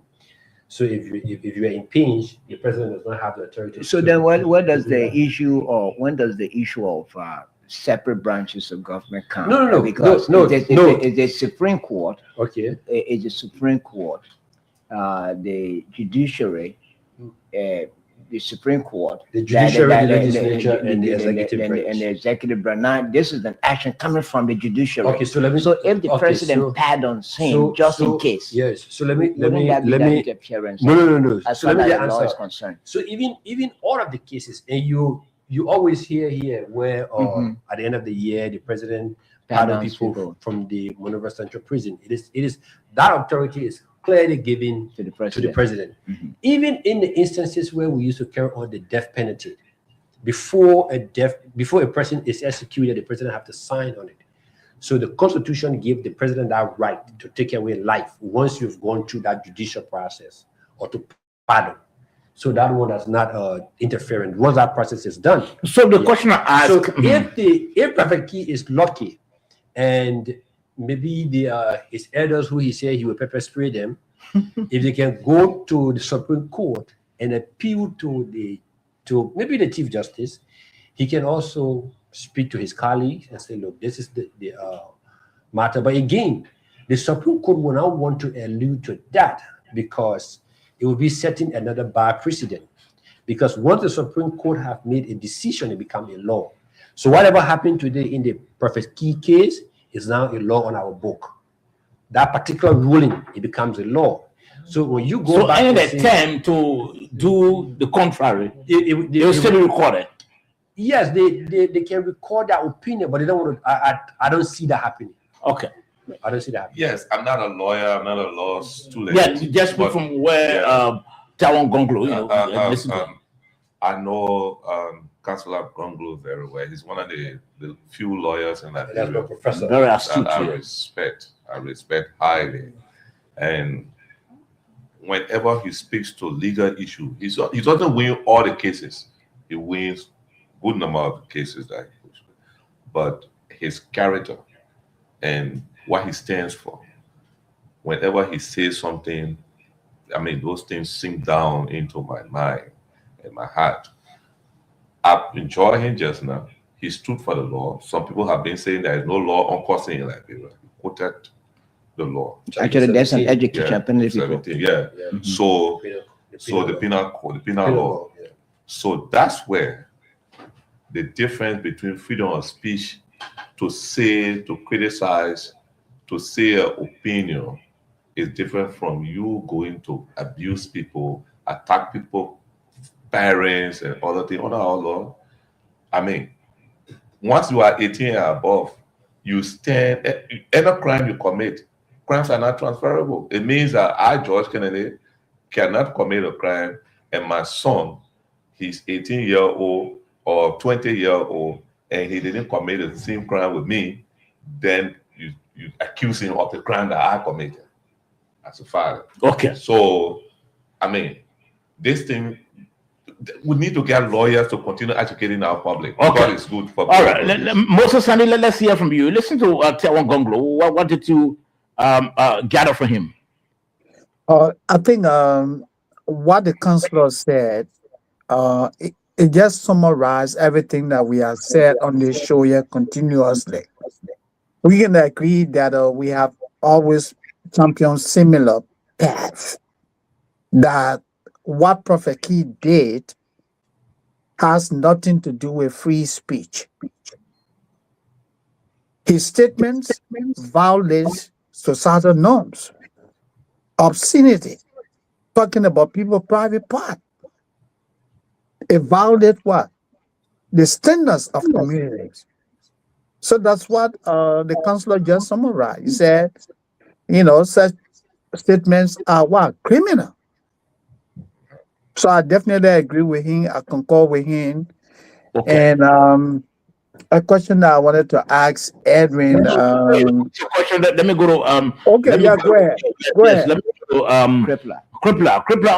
What did you what did you gather from what the councillor said? So I think every one of the colleagues are on point with some of the thoughts process that I have, except that I want to emphasize something that we are not looking at. If you listen to Councillor Gonglo, he was very emphatic that the speeches of Mr. Key are criminal. He did not specify the speeches to the Supreme Court, right? He did not specify that. So it tells you that not even public officials alone, the speeches to Prophet Key or Mr. Key is considered criminal. Speeches to even private citizens, women in the country, it's criminal. So we, in the future, in my mind, while we applauding the Supreme Court move on the action meted against her, it's important for always for us to ensure that our action emanate from actions taken against innocent citizens, because they are the defenseless that for whom government is constituted to protect them. So we applaud the Supreme Court decision, but it would have been more welcoming had it come from the case filed by Judy Annie Tappe, when she alleged that she was insulted by Mr. Key. However, it's important that today he found justice. The most important thing that needs to happen now is for us to monitor the enforcement of their actions. Now he's no longer in the care and the hands of the Supreme Court.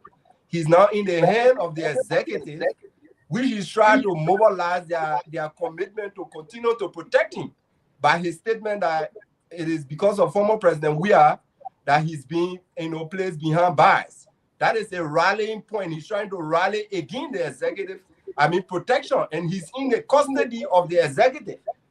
So human rights, organizations and defenders in the country now need to make sure that they monitor the prison compound, monitor to ensure that Mr. Key is deposited at the prison compound, and he's not being given the political leverage that he's looking for from the administration, that he always got from the administration until the Supreme Court intervened. That is the sticking point that we should be looking at now.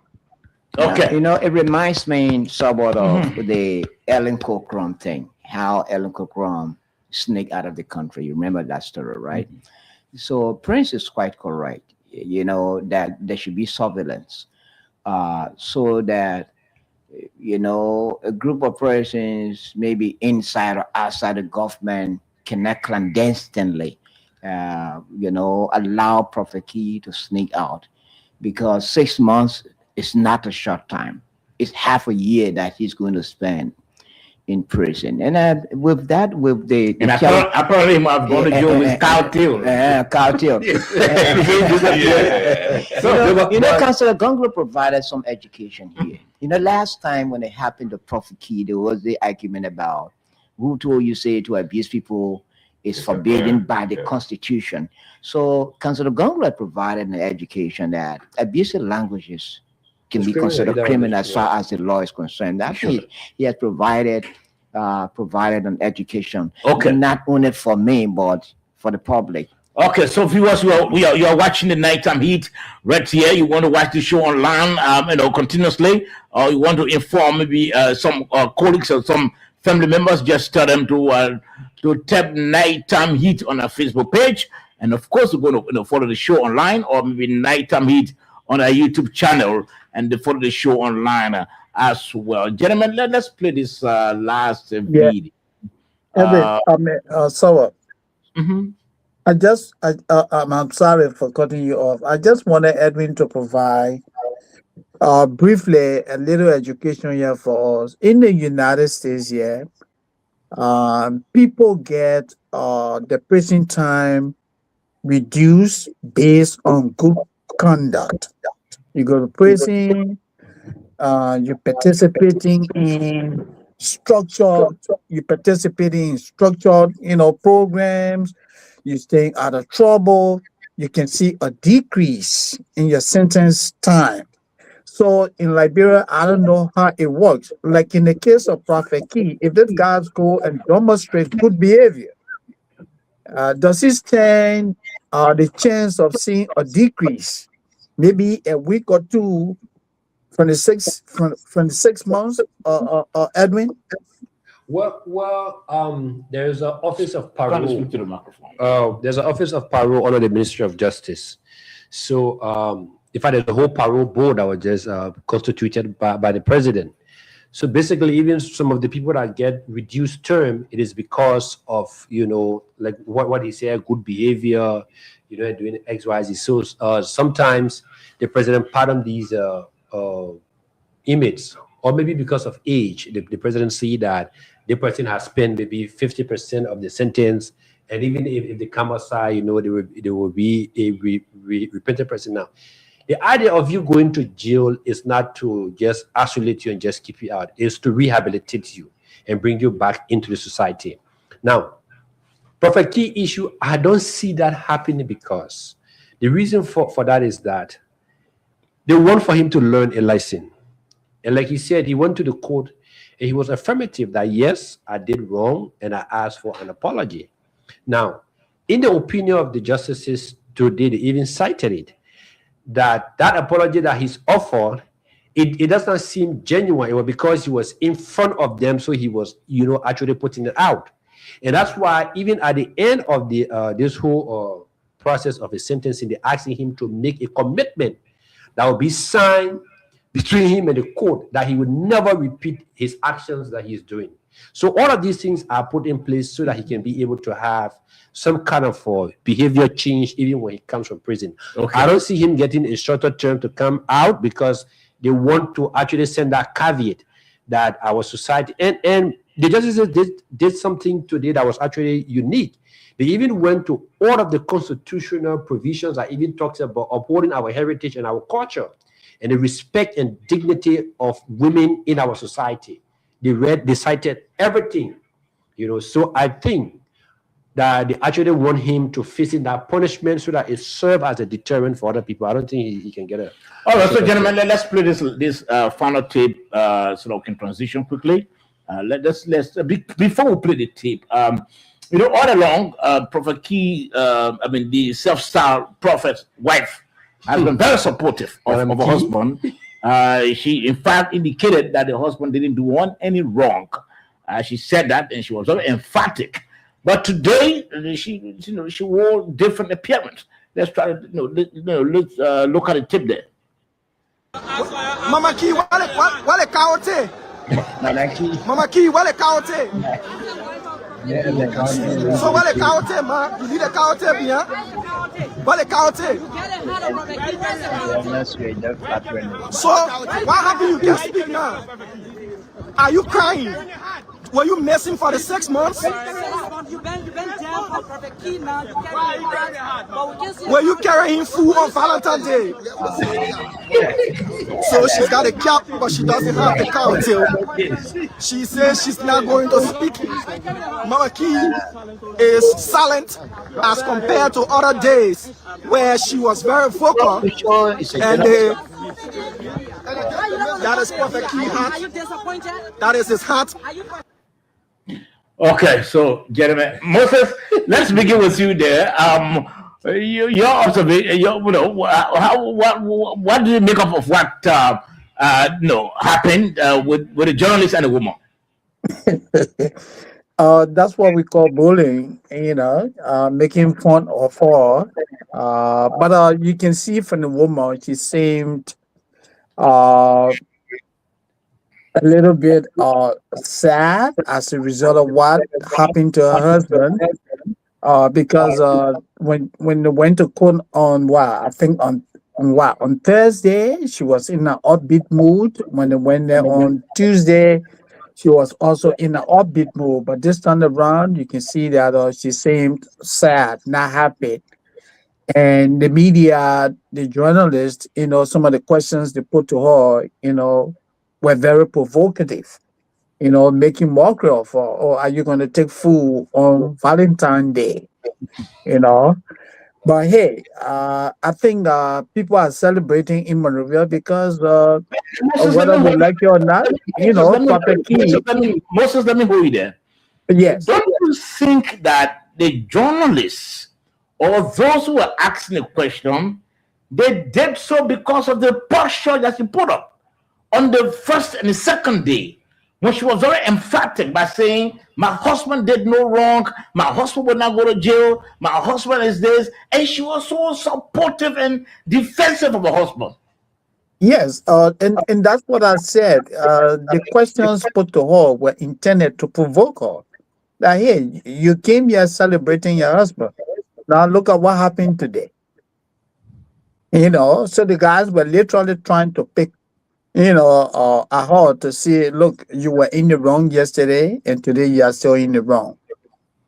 That's the message the journalist sent to us. Let's get from Prince Crippler. Prince, what did you make up of what happened between the journalists and the west of the self-style? Well, contrarily, I don't see the journalist action as bullying, Mrs. Key. I didn't see that. I thought that what they were trying to do was, which is a normal journalistic, tactics. Even in the West, journalists, push public officials into respond, get her to respond since she wasn't responding. Apparently, before leaving the courtroom, Mr. Key, he's a smart gentleman. He knew that she would have got, reaction from the journalist. Probably he told her not to respond. And so the journalist was trying to provoke her into action. And the way to provoke public official or anybody into speaking is to ask those sensitive questions that Warren respond.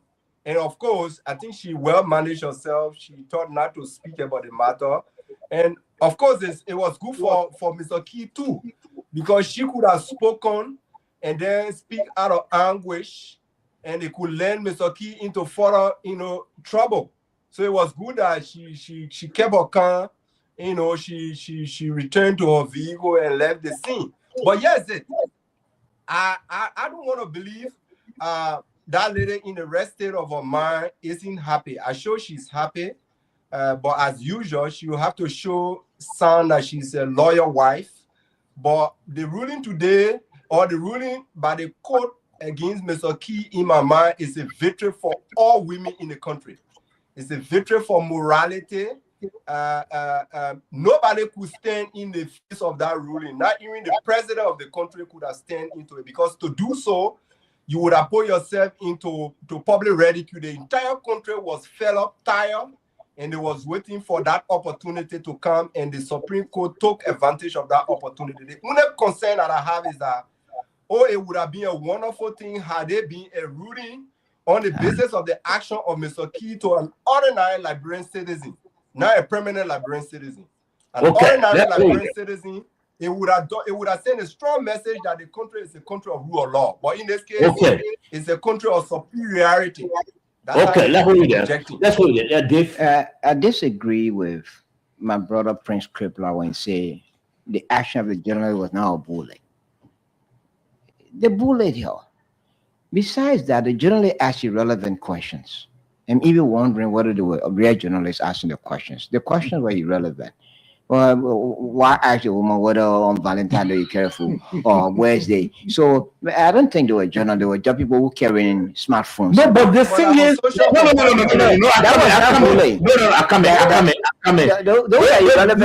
So what is the day tomorrow? Valentine's Day, right? Is it February 14th? So yes. So they go. And then the next question would have been Christmas Day. You carry a husband food. No. Irrelevant question. I asked the question because the man was sentenced on the eve of Valentine. So tomorrow is Valentine. So the man wanted to know what you carry food to the man tomorrow. No. I'm not landed. But that's a rationale behind this question. Yeah. Because he thought that, the sense that the guy was sentenced on the eve of Valentine, what if she'll cook tomorrow to carry food for the man? So but the next thing about Prophet Key's wife. Prophet Key's wife is not a good wife. Why?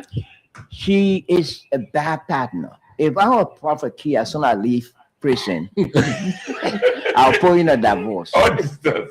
She's not a good partner. Why? In fact, she instigated Prophet Key going to prison. Because the fact that, the man has been insulting women, and he's your husband. And you came on the grounds of the temple of justice, and you told journalists you support your husband did nothing wrong. He instigated, he had a plan, he instigated Prophet Key going to jail so she can have freedom. And she's not a good partner. Okay, the fact that she supported she's not a good partner. I disagree again with you, Tyler. There's something called for better or for worse. Yes, go ahead. And for all of us here, we don't know what our woman is going through in our home. All right? irrespective of what we say, whether she support him or she support him, do we know whether she going through the same abuse, that how he talked with her? So to her, it becomes a normal thing. Now she came out to support him like any other wife would do for their husband. You know, when they went to the court, and the saddest part that I saw today, that she knew that he was in trouble, when they started to read, you know, the sentencing part. He took the key for his neck, you know, he has that gold chain key. He took it from her neck and handed it over to her, and she put it in her purse. You know, and you could see the disdain. That's not in a her gold, face. it's a fake gold. How do you know? Well, Yeah, you see, I saw it on several occasions. so Yes, so yeah, that's the that point. money.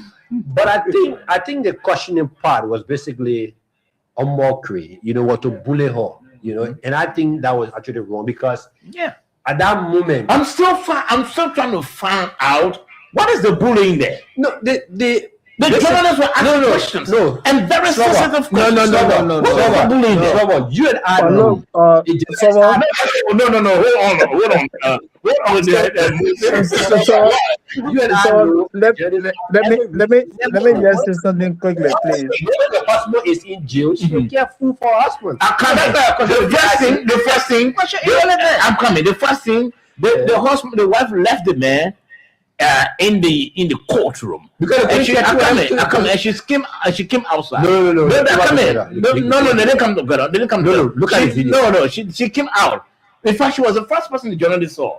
So they asked her, "Where is your husband?" Where the cow tips? So let me answer that, right? What kind of question is that? When the charges were read, Very sensitive when the question. charges were read, the Chief Justice said, in fact, he ordered the marshal and the sheriff at the court to handcuff him and turn him over to the Monrovia Central Prison. At that moment, he took out the hat from his head and turned it over to her with the chain, and then he walked outside. When he walked outside, he wanted to go to the bathroom. So the other clip that you saw where the police guys was standing to the bathroom and the sheriff went in, it was when he went to the bathroom to ease himself.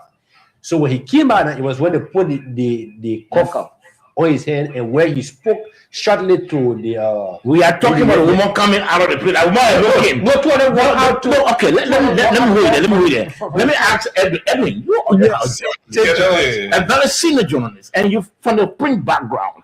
Tagba is arguing that those questions asked by the journalist asked the wife were not irrelevant questions. No. Okay. I can't say all of the questions. Okay, fine. That were from irrelevant. Which one you see as irrelevant? Are you going to carry food for your But the man was sentenced on the eve of by the time. No, you know, we're trained to ask the 5W1 questions as journalists. What is wrong with that question? No, just tell me what is wrong with the question. Are you going to go? Everybody knows that the woman, the man go to jail. How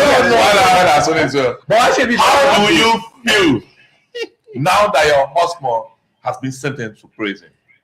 What are you going to do? That's a question. And Those are the questions that you be asking. Besides, the reason why they're asking the questions also, the woman had decided to remain You're mute. supposed to ask, when are you going to go there to visit him? She remained mute. No, I mean, I'm coming. No.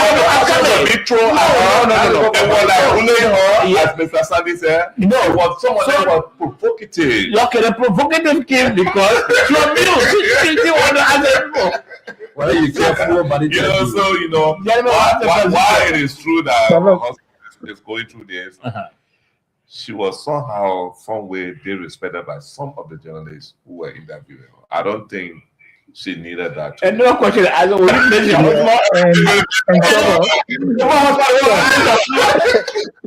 So let me just say something quickly. Like I stated earlier, you can tell from the demeanor of the woman, the way she looked, right? She seems somewhat sad, not happy. So looking at someone in such a situation, and you ask the person, tomorrow is Valentine's Day, are you going to take food to him? It's like you're being insensitive to her situation. That's what I said. She was being bullied. They were making mockery of her. You know, they did not consider the emotional state that she was dealing with at that time. We're talking about separation here. Seeing her husband going to prison for 6 months. It means a lot. And quickly, another thing I want to talk about, Edmund spoke about it briefly. Okay, Moses, just hold the line. I think my colleague Calvin Danny, he's been a journalist. He also wants to weigh in, because for me, I don't see anything about bullying there. Those questions are all sensitive questions. Let's hear from you, Calvin. Calvin, let's hear from you. Good evening, Jenna guys. Yeah. It's funny, but it's serious. I like the humor in it. But you can weigh in on any side and it could make sense. But I don't want to totally disregard that the journalist's question was out of order. Thank you. Except that apparently the way he positioned the question, but I did not see it totally as a question that did not make sense. Now, the other way around, why if Mrs. Key would have said that, Mrs. Yezian would have said that I wanted for this to happen to my husband because he's disrespectful to women, and this was the time that I thought was important. There are cases where, for instance, we have seen parents at wake-keeping, family members at wake-keeping, saying the worst things about their spouses, about their husbands. There are cases of such where the testimonies of women saying, or doing the homegoing of their husbands, they're saying profoundly with confidence that I thought that it was important that this thing happened to my husband. We have seen fathers saying this against their children. We have seen children saying this against their parents. You know, that their parents, their father was not, they didn't have to say in a demeaning, disrespectful manner, but there are cases where we have seen people speak profoundly the utter truth about their relatives, their loved one, and you just name it. Now, there are cases also where women who have said, yeah, I thought that my husband deserves his time in court. The law is the law, and people thought that he was very disrespectful. Why? There's a possibility that his wife could have said so, and what could have happened? We have said, why did the journalist ask the question? Why would it have been the other way around? There is a possibility it has happened before, where people have turned around and spoke the truth about their husband, where people have said the truth about their wife. There are stories of such that have been told on countless occasions. So I didn't see it as a question that didn't make sense. I didn't see it as a question that didn't make sense. Thank you. So I just like to add. Thank you, Kevin. Thank you very much. Is that Demi? Kevin, are you still on? We're not condemning all of the questions that were barrage of questions asked. That's why we said some of the questions that were asked. Okay, he's back. He's back. We said some of the questions that were asked were provocative. They were somehow bullying. We know that there was some of them that asked good questions because there was some. But which are the questions that were bullying? Are you going to visit your husband? Are you going to carry food to your husband? But, I mean, the man. No. The man was sentenced on the eve of Valentine. Yeah. So they asking the woman, will you take food for the man to the home? Valentine, you are country. Yeah, quiet. Yeah. And someone, what is Wait. Let Kevin is on the line. Let listen to Kevin. I didn't venture into the other questions that made sense and did not make sense. I was specifically interested in the one that talked about the one that is eroded on Facebook, the one that is widely in circulation on Facebook. I didn't talk about the other one. So I'm not in any disagreement or agreement with my colleagues on the radio about any other questions that made sense or did not make sense, except for the one that I spoke to. Okay, thank you. All right, thank you. On a more serious note, it was really funny. I mean, no pretense about it. It was really funny, and I really laughed the hell out of myself. I know, right? Funny but serious. You know? Okay. All right, Kevin. Thank you very much. Thank you. So, gentlemen, we Moses wanted to come in quickly. Yeah, I just wanted to say something, right? Look, let's put it this way. It's like you go to a funeral as a reporter, and the spouse of the deceased is there weeping, and you put the microphone to the person's mouth and ask the person, how do you feel today? Are you not being insensitive? The person is literally crying. Moses, Yes. Moses, let me just react to that. Yes, go ahead. The question came because initially the woman was very upbeat, very confident that her husband didn't do anything wrong, and her husband would not go to jail. In fact, there was a question that they asked: your husband has been insulting women. Now, if he uses him words on you, when she said, I will have no problem with it.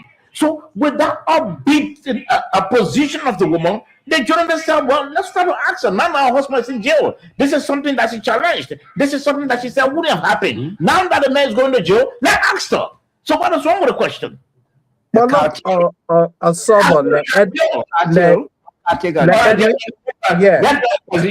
transition. Okay, so like Edwin said earlier, right? Like Edwin said earlier, which I also stated earlier this week, that when you find yourself in a relationship that is abusive, or you live in a home, the relationship is toxic, it's abusive, people mistreating you, that becomes normalized. If this man is continuously referring to her private parts, and she thinks it is normal, you looking from the outside will say this is unusual. But as far as she's concerned, it is okay. And that's the angle from which he spoke. Yeah. Yes. Okay. All right, so gentlemen, let's try to transition. You listen to the Nighttime Heat, right here on Prom FM 105.5.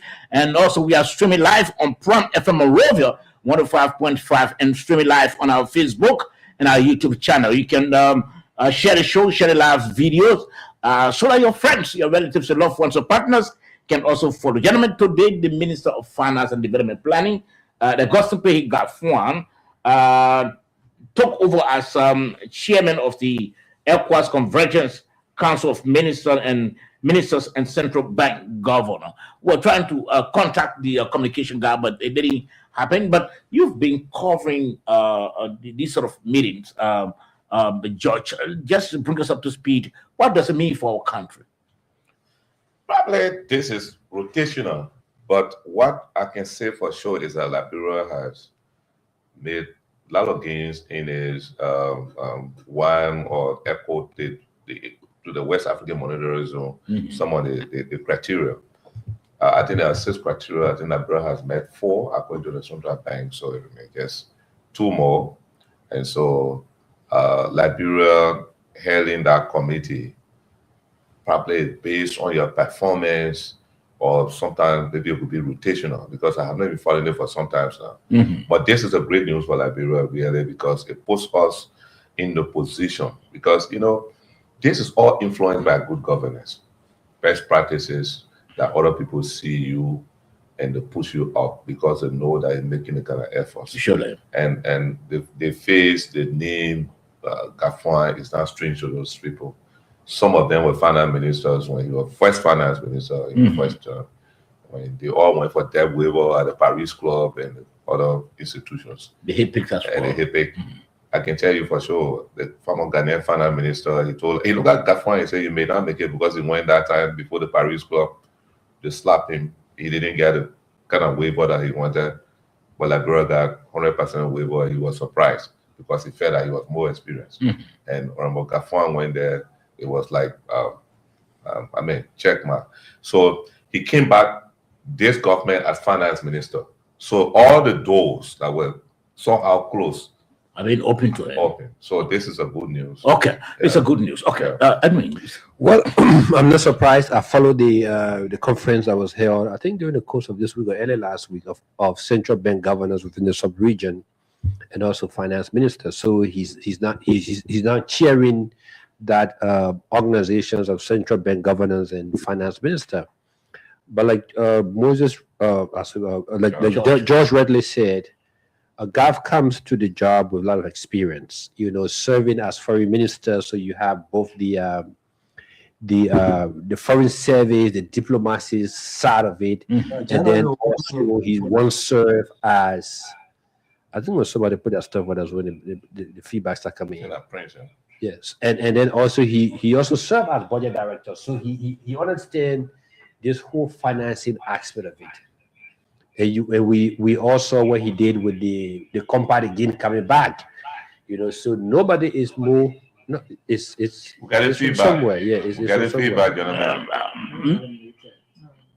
Okay. Yeah. So he coming at this point in time to steer such a group. He comes with wealth of experience. Okay. And I think it's going to make that job more easier for most of his colleagues within the sub-region, because they may have served with the AFDB Bank. The AFDB Bank is one of the major financiers within the African continent. So definitely he knows how to let them know how you can knock those to be able to do some projects. Okay, so it's work coming. Moses, let's hear from you. The Minister of Finance taking over the role as chairman of the ECOWAS Convergence Council of Ministers and Central Bank Governors. Well, I know little about, honestly, I know little about ECOWAS with reference to, the position which Minister Gafuan, is going to take over or has been, considered for. But one thing I do know is that Gafuan, based on his leadership experience over the years, I think he will be able to make a significant impact. So let me say thank you to him. And let me also say thanks to ECOWAS for giving Liberia this opportunity to lead. Okay. All right. Crippler, let's hear from you. So first, let me congratulate Gafuan for his ascendancy, even though I haven't followed that story very well. But this is now unprecedented in our body politics.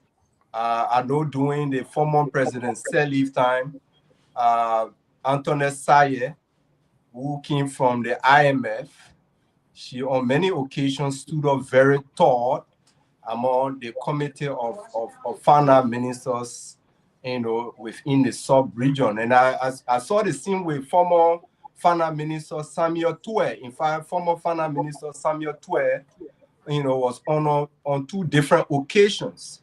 But the real issue here is all of these accolades, these personal achievements. How do they translate into improving the livelihood of our people? Our people don't elect government on the basis of people, raising their personal profile, their individual profile. Our people elect government on the basis of, social contract. I elect you, and you provide the basic social services to the people. Today, things are very tough in the country. The economy is bad, even though the government says it's performing, but the trickle-down effect on the livelihood of the ordinary people cannot be felt. Those are the things that when Mr. Gafuan is able to resolve, then we can cast his name in marble stones. Other than that, this is now unprecedented. We've seen that with several of our public officials getting accolades around. Okay, all right. You said that earlier. You said that. I'd like to congratulate Minister Gafuan. The last time we talked about the assembly of bank governors in Liberia, I said to you guys that, look, Liberia has returned to the world stage. And not necessarily in Africa, but on the world stage because of its recent achievements in regional and global politics.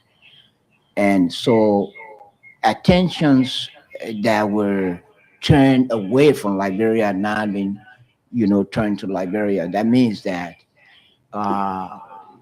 it's a sign of good governance. It's a sign of good governance because if we were experiencing bad governance, the international community also has its own people here. They follow in developments here. Quite recently, we won a seat at the at the UN Security Council, a non-permanent seat. The last time again, we won a compact, which was not a new thing. And so many overtures President Buakai himself has made abroad, and saying the fight against corruption, people's rights are being respected, the rule of law is being is upheld. Liberia is thinking about creating a war crimes court, also an anti-graft court. So all these things have shown to the world that Liberia has regained his international status. Okay. And another thing again is that this is not about personal accolade or achievement by individuals in government. Because of this kind of recognitions, more doors are opening now to international investors who may come. They may not come today, but they may come tomorrow. But the idea is that if your officials of government, or if your government receive any kind of awards or rewards or achievements, that means that your country is recognized, your government is recognized, going to do a good job. So there's a good picture out there about Liberia, and this is what is attracting all these assemblies and all these meetings in Liberia and all these awards that are being given. So I disagree with Prince when you say personal accolade. If a good work is not done, you will not attract the international people. And if the international people are not attracted, the bread and butter issue we're talking about wouldn't be solved. Because we can't do it alone. Okay. If you can't do a good job, you will not get recognition for any part of the world. Thank you.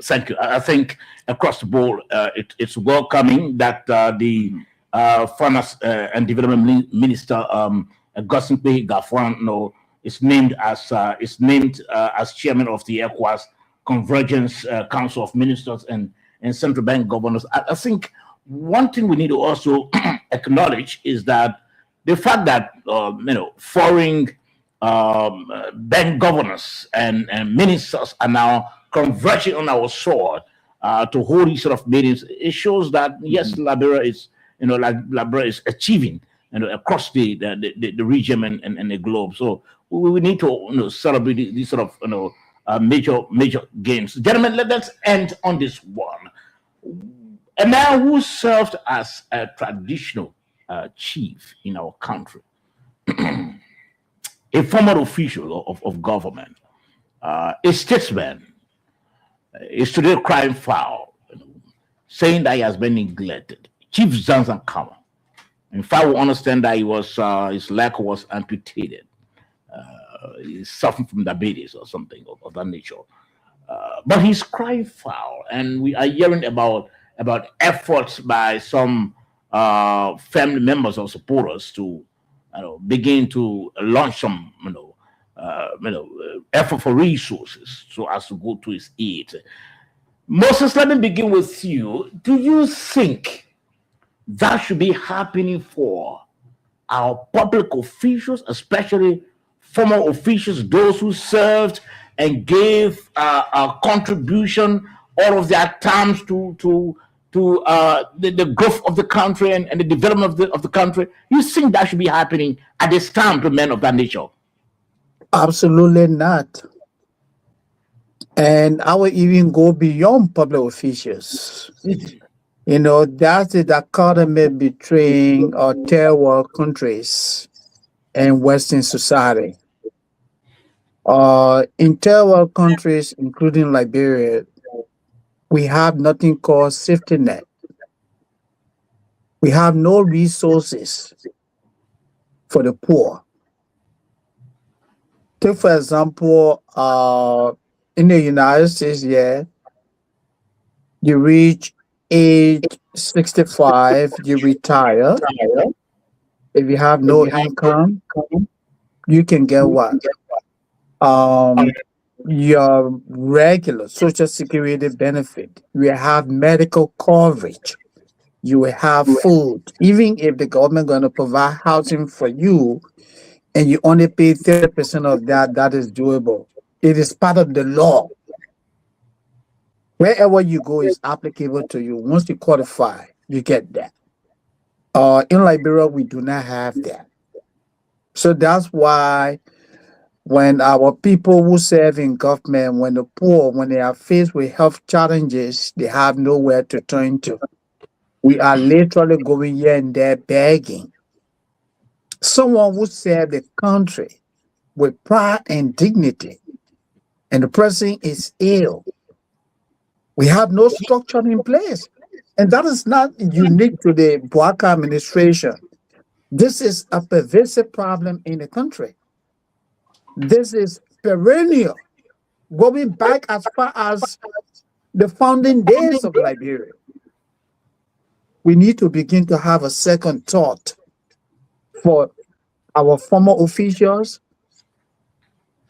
or our senior citizens, families that lack the resources. The role of government is to provide for those who cannot provide for themselves. Okay. Unfortunately, we don't. Okay, let's hold it there. And Prince Crippler, we are talking about Chief Zanzan. So, Sobo, you see, I know my colleagues, because of their background, they will come at my argument.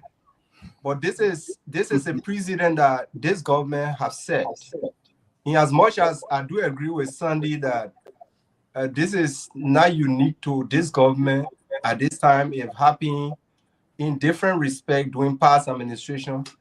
But I would think that under the Weah administration, the government tried very hard not to continue on the same footing. But this government has accelerated that abandonment.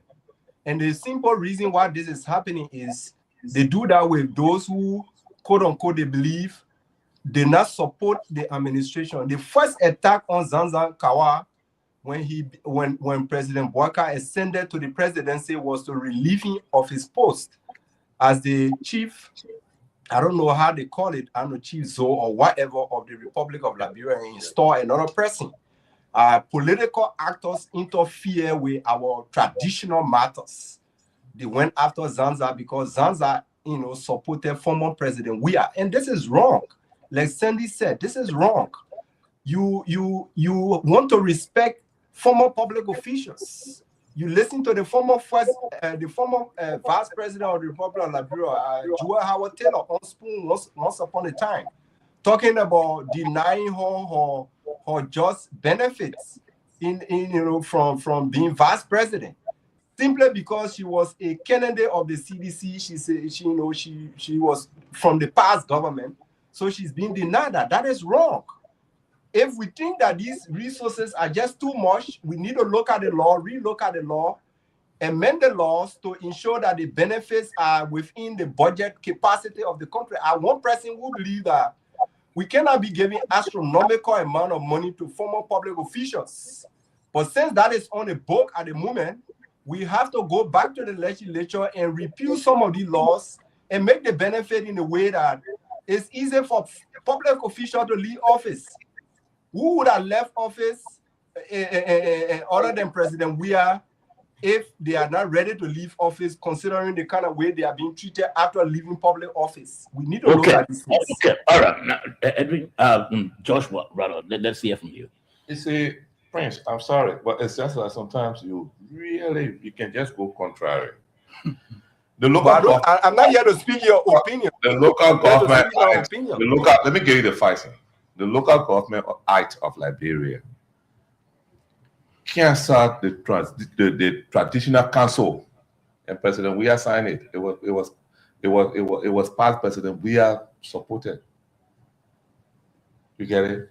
So at the end of the day, this act came into effect during the budget hearing, the first budget hearing in 2024.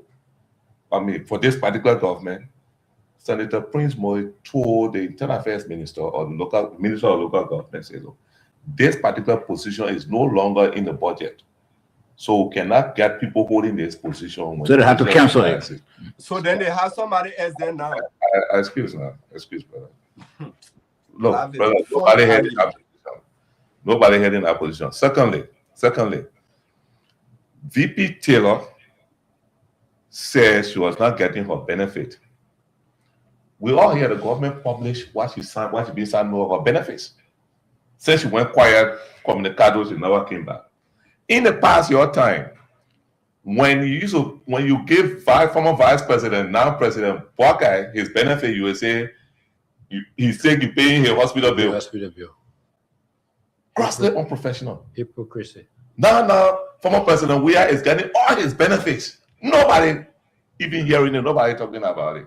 So if you come here, no, it's not true. They denied the former president access to the VIP lounge and a lot of immunities. That's not true. Okay, so you don't know the policy on the VIP law.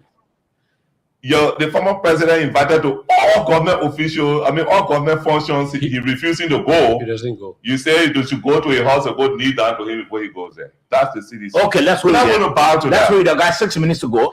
So let me come real quickly. You know, Prince.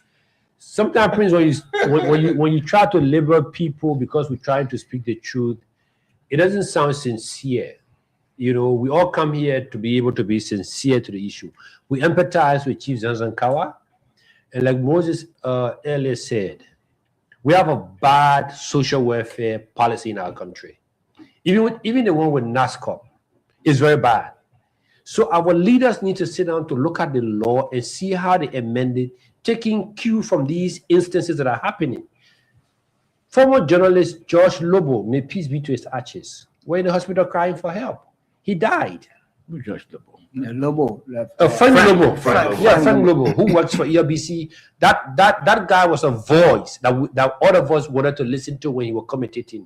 He served the country. Somebody just sent me the chief zone of the Republic of Liberia name now. You know, so it speaks of volume even beyond these executive. I can call that name and then we can do the research. Zanzankawa was not, in fact, it was not President Weah who appointed Zanzankawa. But he maintained him because he was appointed by the chiefs. President Ellen Johnson Sirleaf. No, but Prince, somebody is speaking. Let him make complete thoughts, Prince. Nigeria, where they say, he's correct them. Nigeria asked him, how did you come? He said, oh, he came by plane. And the guy said, oh, well, you can be, traditional leader and you were in Kosu, you come by plane or so. So it wasn't President Weah that brought Zanzankawa to the forefront. It was Madam Sirleaf. So if you don't know these things, don't come here and then try to spew things that you don't know about. We empathize with him, but again, like we said, we need to look at our social welfare policy. We need to look at our retirement policy and see how best we work it out so that when people retire, they live in dignity. Okay, let's come in. If someone doesn't realize we are in the dump side, come in. We are 4 minutes. 1 minute. Yes, Prince. George provided misinformation to the public. It's good for us to correct that. He said that there's no current chief zone of the Republic of Liberia, which is not true. The current chief zone of the Republic of Liberia that was appointed on August 2024 is Chief Arthur W. Doa. Chief Arthur W. Doa. So that position as Zanzankawa was head of the Traditional Council of Liberia. My brother, the council was dissolved. The council has been dissolved. So it's a lie. No. It was head of the Traditional Council. They had an office and everything. They were in the budget. Zanzankawa was the chief zone of the Republic of Liberia. Please, where you come and name, let me deal with this situation myself. Please, you come and name that provided false information. Prince, Chief Zanzankawa was the head of the Traditional Council of Liberia. He was the chief zone of the Republic of Liberia. You were being misled by the tattoo, by the job tattoo. That's why you want to be. Yeah, God, I mean, just the show now.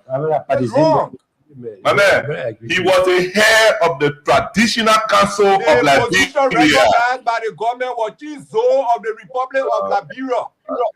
That traditional council was an organization. It was a union. Prince. Yeah, Prince. Let's talk. Yeah, Prince. Yeah, Sober. Take control of the show. George is speaking. Prince. Yeah, Prince. You allow George to complete his talk. Let the man complete a toss, then you can come in, Prince. Let the man complete a toss. Go ahead. Sorry. So you allow Prince Tripler to come in and Go ahead and Sorry. speak. no, I look at it from, I agree with all what the people said about the social welfare thing. I agree with that. But I look at it from another point of view. Look, I'm surprised that, it's pathetic that the older, We got only 2 minutes. the older guy is at a hospital and I understand one of his legs have been amputated. But this is a man who has been working in government. Let's take responsibilities of our own failures and successes in life and stop looking for scapegoats. Why should God be crying? He has been working for quite a long time. And this is a message to other young people and officials of government or young people as a whole. No, that when you I'm work coming. in- I'm coming. We'll discuss this topic, I'm sure, Uh-huh. on Monday. Yeah, okay. Now, with what's happening to Zanzibar, Uh-huh. are these some of the things that give room to people entering government To steal. and stealing and Of enriching course, themselves? you know, We have to discuss this. Yeah, we'll We'll continue with the discussion. So a lesson is a lesson that when you're working, you must think about tomorrow. So you say you must So- steal, you must No, steal, I you don't must think steal so. that money. I disagree with that. Okay. All right, His gentlemen, condition- we have to go. He needs help. He needs help. He needs help. And the I think government, Zanzibar needs help. the government must go in there. Government, yeah. All right, I'm not saying government shouldn't help. Taba, thank you for the week, and Edwin, George, Moses, and Prince, and the rest of the team, the producers. We want to thank all of you for the week. We're hoping that we all can come back by God's grace next week to continue with the program. Until then, it's just 10:30 on the dot. We don't want to take up Prime FM's time because the people, before they add more money to our money. Until then, so George, when you have a pleasant time. Bye-bye. That manager listening.